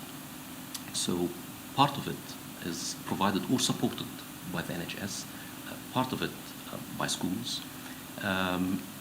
Private therapy is available, but expensive and scarce, the resources. Because of limited budgets, you have significantly long waiting lists. So in our discussions with speech and language therapists, for example, they all talk about the difficulties they have in supporting the growing number of children that need support. And the result is a lot of children do not get the timely support, stay for too long in waiting lists, or just, I hate to say it, but eased out of the system. So they are not provided support without featuring there. Mm-hmm. In terms of competitive landscape, so other companies and services that are similar, there are some, but it's again fragmented. Some of it, they fall into two categories. One of them support children with more significant or severe needs, if you like. So when it comes to speech and communication, it's more assistive technology. So for children who are unable to speak, so alternative ways, maybe click on images to communicate what they need, or very basic games to just offer some words. We believe that the group that we tend to focus on are children who would benefit from some support, but who may not be exhibiting severe symptoms that gets them more easily within the system. So finding a niche within the system as well as within the competitive landscape. Yeah. All right, last chance for questions before we wrap up the session. David. Thanks. Sorry, that was really inspirational. I mean, both of our speakers and also the video. I mean, amazing. So, yeah, well done, and thank you very much for participating today. I mean, actually, my daughter has a combination of autism and dyslexia, so she has a lot of learning support needs, for which she gets a little bit of extra time in exams. But to be honest, that's just more stress for her to worry about what she's supposed to be writing. So I can understand where you're coming from. I know there are tools out there. And it's really important. I think people like Chris Packham as well, sometimes the celebrities raise the profile for this sort of issue. So I guess my question, though, is you said that you pivoted as you went on your journey. It sounds like you need a lot of partners, though, don't you? It's a partnership approach here. So it's kind of you're trying to improve the outcome for children. So I just wondered if you'd had any thoughts about how you pivoted, and also maybe do you need to pivot with more partners to bring other people alongside you in order to get this into scaling and growing? Thank you. 10 minutes. If it were 1 hour, I would go on and on and on about the challenges we had and the rest of it. partnerships is definitely one of them. And I don't know if you're familiar with this business model canvas. There's the bit to the left, partnerships. In early life, I used to look at that and think and be very dismissive. Why this big space for partnership? That's not important.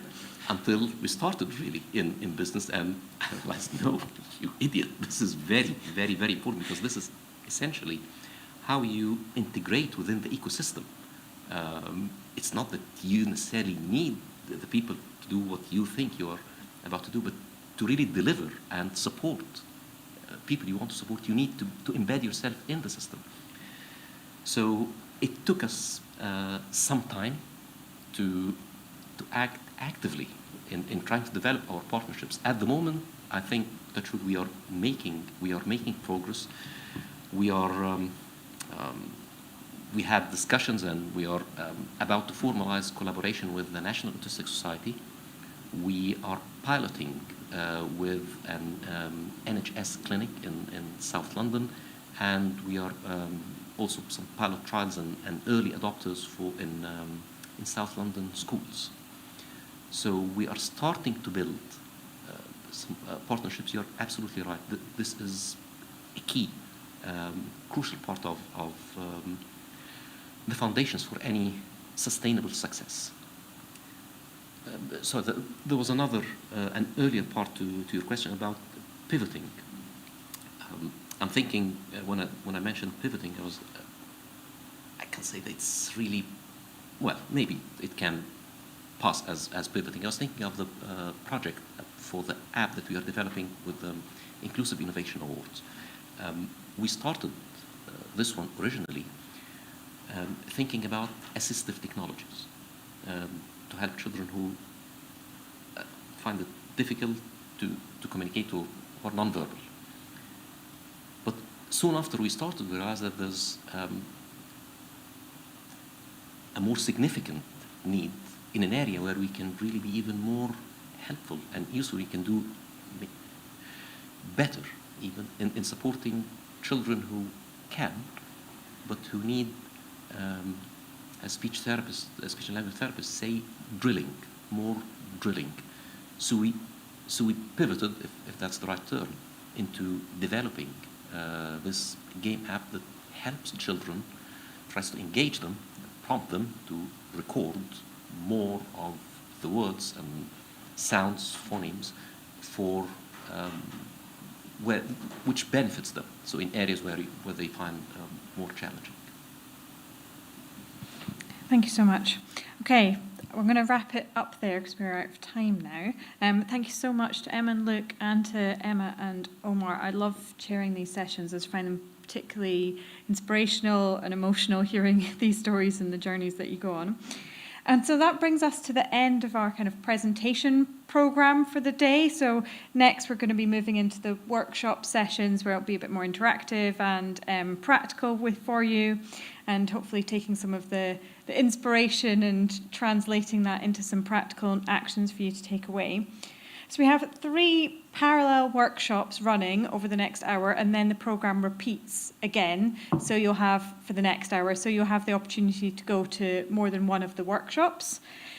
And I have some information on where each of them are. So the do's and don'ts for successful Innovate UK grant applications is going to be in here. So good news, if you want to do that one, you don't have to move. If you want to go to using the innovation canvas to explore business opportunity, which sounds like Omar would be a recommender for using business canvas, and innovation canvas is similarly useful. That's going to be in the Limelight room, which is just behind us here outside. And then we've got a session on powering up your ideas with expert knowledge using the knowledge transfer partnerships, the KTP, that we've heard quite a bit about today. And that's upstairs in the loft. And Andy, I don't know if Andy's around, our event manager is going to help anybody who wants to go there to show you where to go, because that's not a space we've been in so far today. Is that clear? Shall I repeat? If anyone's not clear, I've got it all written down here anyway. Just to say that I know some people may not have signed up, but if you want to choose any of those three, you're more than welcome to go along to the masterclass. Yeah, So, thanks, I know that David. some people pre-registered, but if you haven't, by all means, please join them. Yeah, absolutely. More than welcome. And so I'm going to take this opportunity to just thank you again for coming along today. It's been great to see the energy in the room and also outside in the networking or friend-making zone. I'm going to start using that. So hopefully you've made some new friends or connections, that you've learned something new that you can now take away and apply. And yeah, hopefully we'll see you again soon when we, come back to Crawley in the future and talk more and hear more about all the amazing things that we've got going on here. So thank you very much. David, do you want to say anything else before we close? Just to thank everybody for coming. These events are, and I think that was made clear by the first speaker on the video, events are by people and by people connecting and talking, having conversations. So, and it's great that we're now at this lockdown thing, we can actually get back together again. And I think, so thank you very much for putting your time and effort into coming today. And I hope you enjoyed the event. We'd also welcome your feedback. There will be an evaluation form coming out, so please do give us some feedback, because any ways we can look to improve going forward are also very welcome. So thank you. All right, thanks very much.